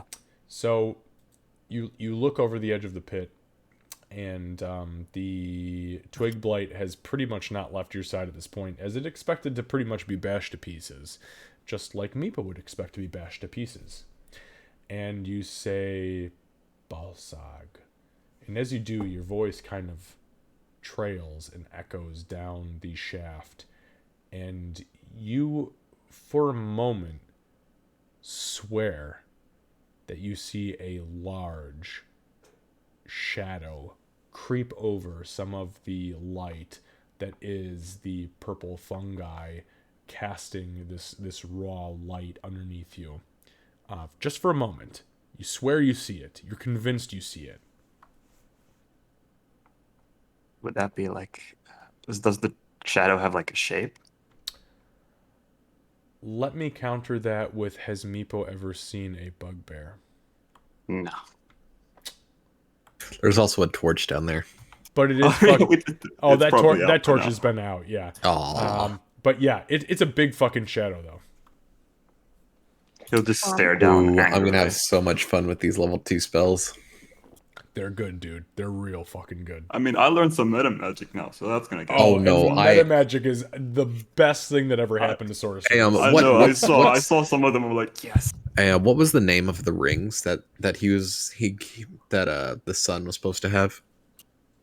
The signet The rings? signet ring? Yes, What the do you- signet ring of Mayor, or of how? of Mayor Vunor?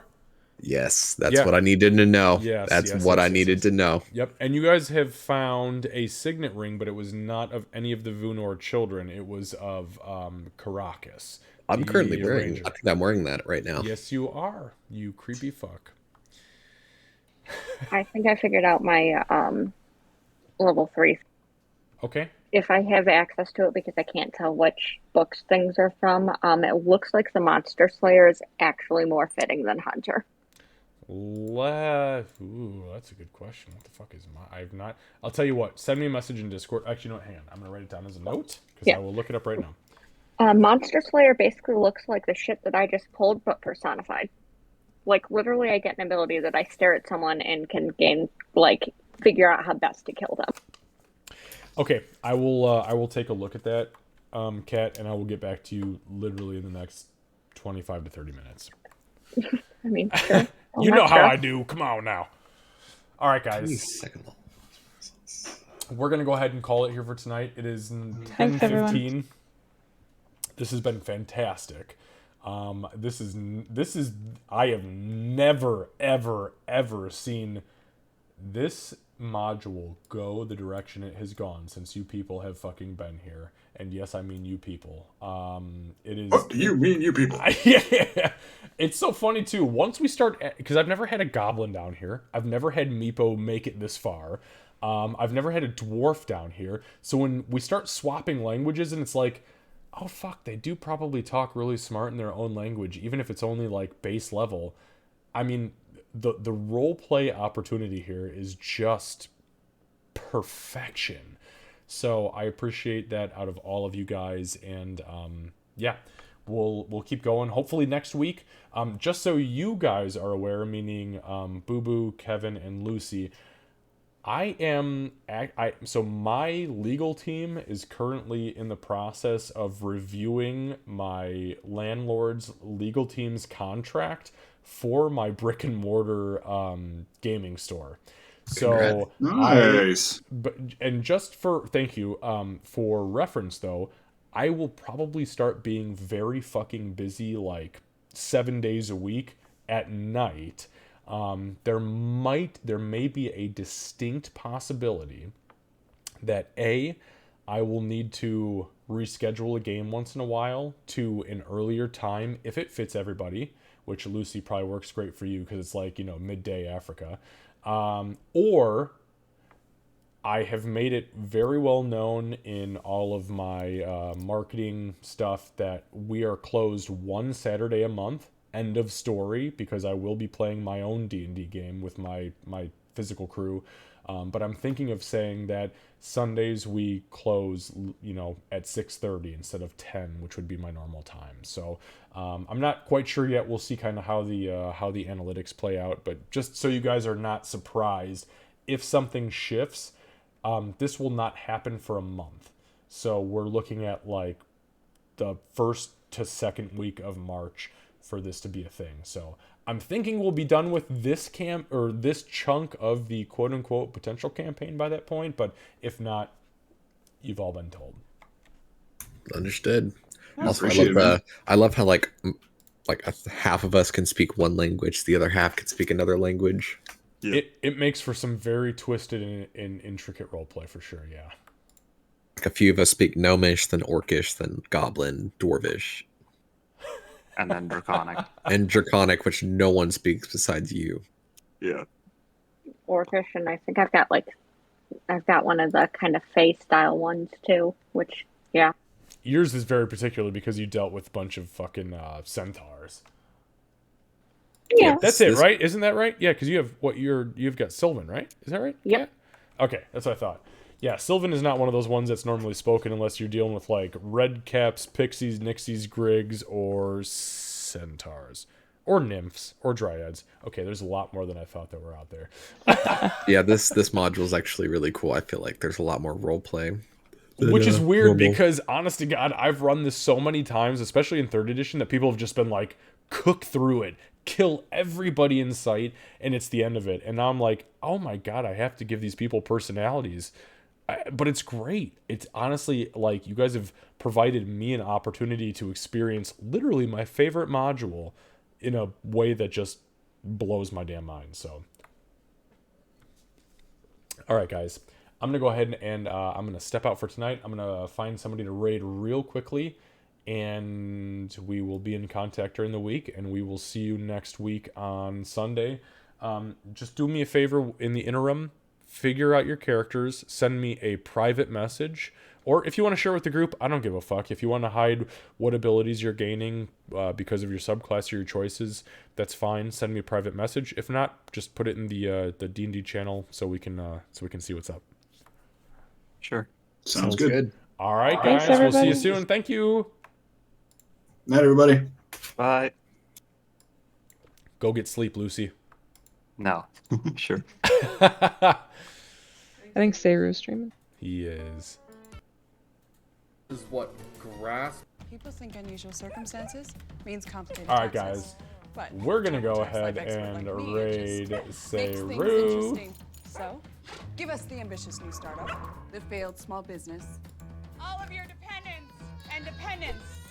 Dependents.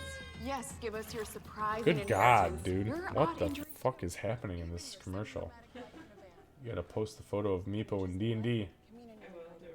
We will do it. All right, we're gonna raid Sayru though. All right, here we go, guys.